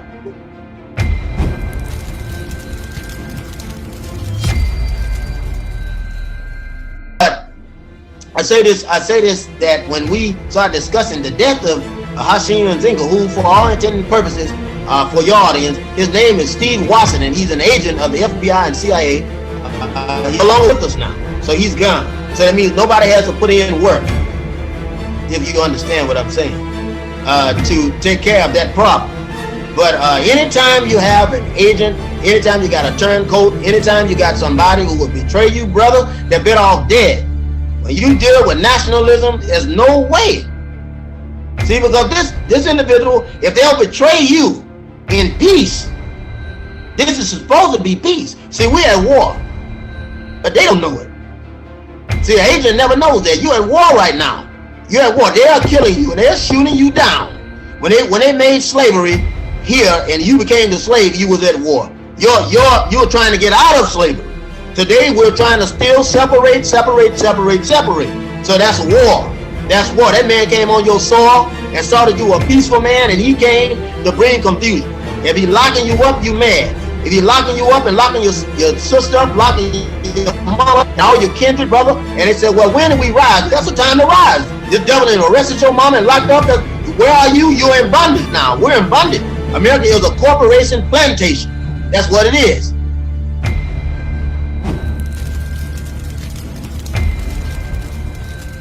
Grandfather was a civil rights leader. I was trained into it, but I had to listen to a lot of stuff. Malik, my humility was there because I was trained that in order to be a great leader, you have to be a great follower. I've never seen Malik follow Khalid. I always saw him challenge Khalid. Anytime Khalid told him to do something. This is why he wasn't a part of the inner circle.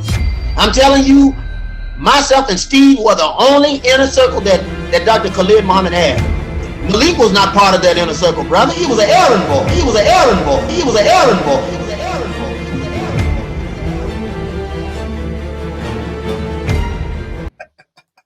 So, family, what you just seen to our G-Hop, what you just seen was the pre-interview. So before I do interviews on of that magnitude and they're very sensitive, I do pre-interview. So that was a pre-interview with one of the guys that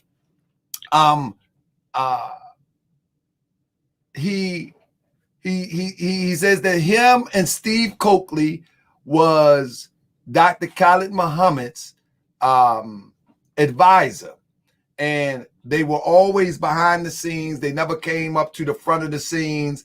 They never came to the front of the camera. They advised them, and so he got a long history. So we're gonna end tomorrow on the throne. I'll be interviewing him. I won't be uploading that. What I'll be doing is interviewing him live on the throne tomorrow, and we'll see where it goes. Let's see. He got a lot. He got a whole bunch. Oh my goodness, he got a lot. So we probably do a couple interviews with the brother. He has a lot to bring to the table. So on the throne, we'll be there. But with that being said, brother Talik El, are you still there? Yeah, I'm here. Can you hear me? I think the people can. Let me make sure I put you by the phone closely.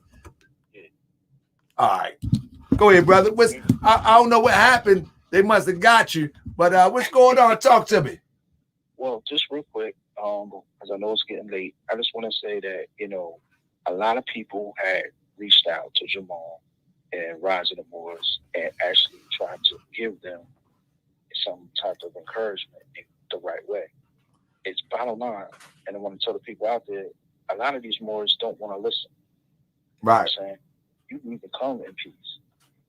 But they have it already in their mind because they're already convinced that the government is a corporation and that anything that leads to them having jurisdiction over them or whatever is bad or is evil. So it's like almost like a superstitious type of thing. You know what I'm saying? I'm coming from experience because I bit the apple too before I came into the temple. So I'm just saying, for those people thinking that Taharka's bashing or we bashing, look, man, we actually reached out to these brothers behind the scenes. I even told them that it might be better if they formed a security team, an armed security team, and they can get contracts, they can employ people, you know what I'm saying, and they can do trainings and all that, and nobody would bother. So in one ear, out the other. You know what I'm saying? So a lot of this, man, is just reckless ego. And, I just feel bad for his daughter. I feel bad for, you know what I'm saying, family. And I kind of feel bad for him, man. You know what I'm saying? I don't think he's really built for prison. You know what I'm saying? So I'm just letting people know that it's not really bashing him, but it's really diagnosing the problem.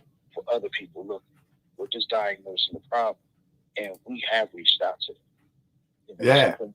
Moors have reached out to Jamal and Rise of the Moors. They think that we're infiltrated because of Taj and all that. And if you look at the infiltration, that FBI thing only happened to certain temples. It didn't happen to everybody. You know what I'm saying? So you got to really be critical when you say things. But it's been such a blanket statement that's been made over the years. Yeah. These people now don't want to join because of that. You know what I'm saying? So, and one thing he does, he'll tell people to go to temples, get your card, and still go mess around with concert courts. You know what I'm saying? That goes on a lot. Some people will join the temple just to get the card to validate them in another group. You know what I'm saying? And that's that, you know, one foot in, one foot out, you know, and then you wonder why things don't get done. It's not just, you know, temple people in the temple when you're not doing things for years, but it's that mentality. You know what I'm saying? Oh, it's a whole collective. But I'm gonna let the people go. It's getting late. Oh, thank you for having me on for a couple minutes. I appreciate it. Indeed. I appreciate you, my brother. And let me thank all my people. Thank you, big bro. This is brother signing off. Let me thank all of those who participated tonight, all of those who hit the Cash App. I thank you. All of those who hit the I can't think of that name. I got to get used to that name. I'm saying I never gotten this to raise or make money any other kind of way, so I forget the name that they super chat. That's what it's called. But you know, when people start telling me put your Cash App in, so that's why I put my Cash App in, and I definitely appreciate it. I thank all that you do, and I thank all your support. And again, if those that watch Moorish World TV are interested in a militia or joining any type of gun organization, hit me up at taharkabay@gmail. Just know how to spell my name, Gmail or yahoo.com. And I will point you in the right direction. I'm not going to put you into a direction of people that's irresponsible and people that's going to be leave you high and dry in jail for the next 10 months to try to get out of jail for some nonsense. You know what I'm saying? And if you're interested in more science, more teachers of that, hit me up, taharkabay@yahoo.com. You can join our virtual temple and get these lessons. And if you're really interested in the Moorish Science Temple of America thought, you also get yourself suited and booted to bring it to your hometown. Also, we'll be talking about the Alliance of Political Accountability, where we're putting chapters in every major city throughout the United States, coming this fall. And those who are ready to get politically active of some of the things that I talked about, sign up and join. Let's get busy. It is what it is. And anybody that challenges any of the information that I put out or have a problem with it, all you got to do is email me. And if I think that you can be respectable and presenting your information to prove me wrong, hey, I'm definitely with it. Come on to the channel and prove me wrong. And if I'm wrong and you prove me wrong, I will take the video down or splice out what is wrong in the video. And that goes for anybody. So with that being said, family, I won't be here tomorrow. I will be on the throne tomorrow interviewing my guests, talking about how Malik came into the game. Peace and love, family. Peace and love. He said, all Moorish nonsense is wrong. That's what he said. All Moorish nonsense is wrong.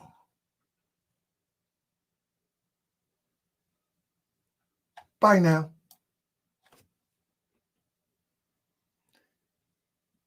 Last time you can listen to me. Bye now. Make a new account. All of it is wrong. Bye now. I be that more you gon' remember. Be more. I be that more you gon' remember. Nap town. I be that more you gon' remember. Tahaka Bay front line till the law call my number. I be that more you gon' remember. LA. I be that more you gon' remember. New York. I be that more you gon' remember. Tahaka Bay front line till the law call my number.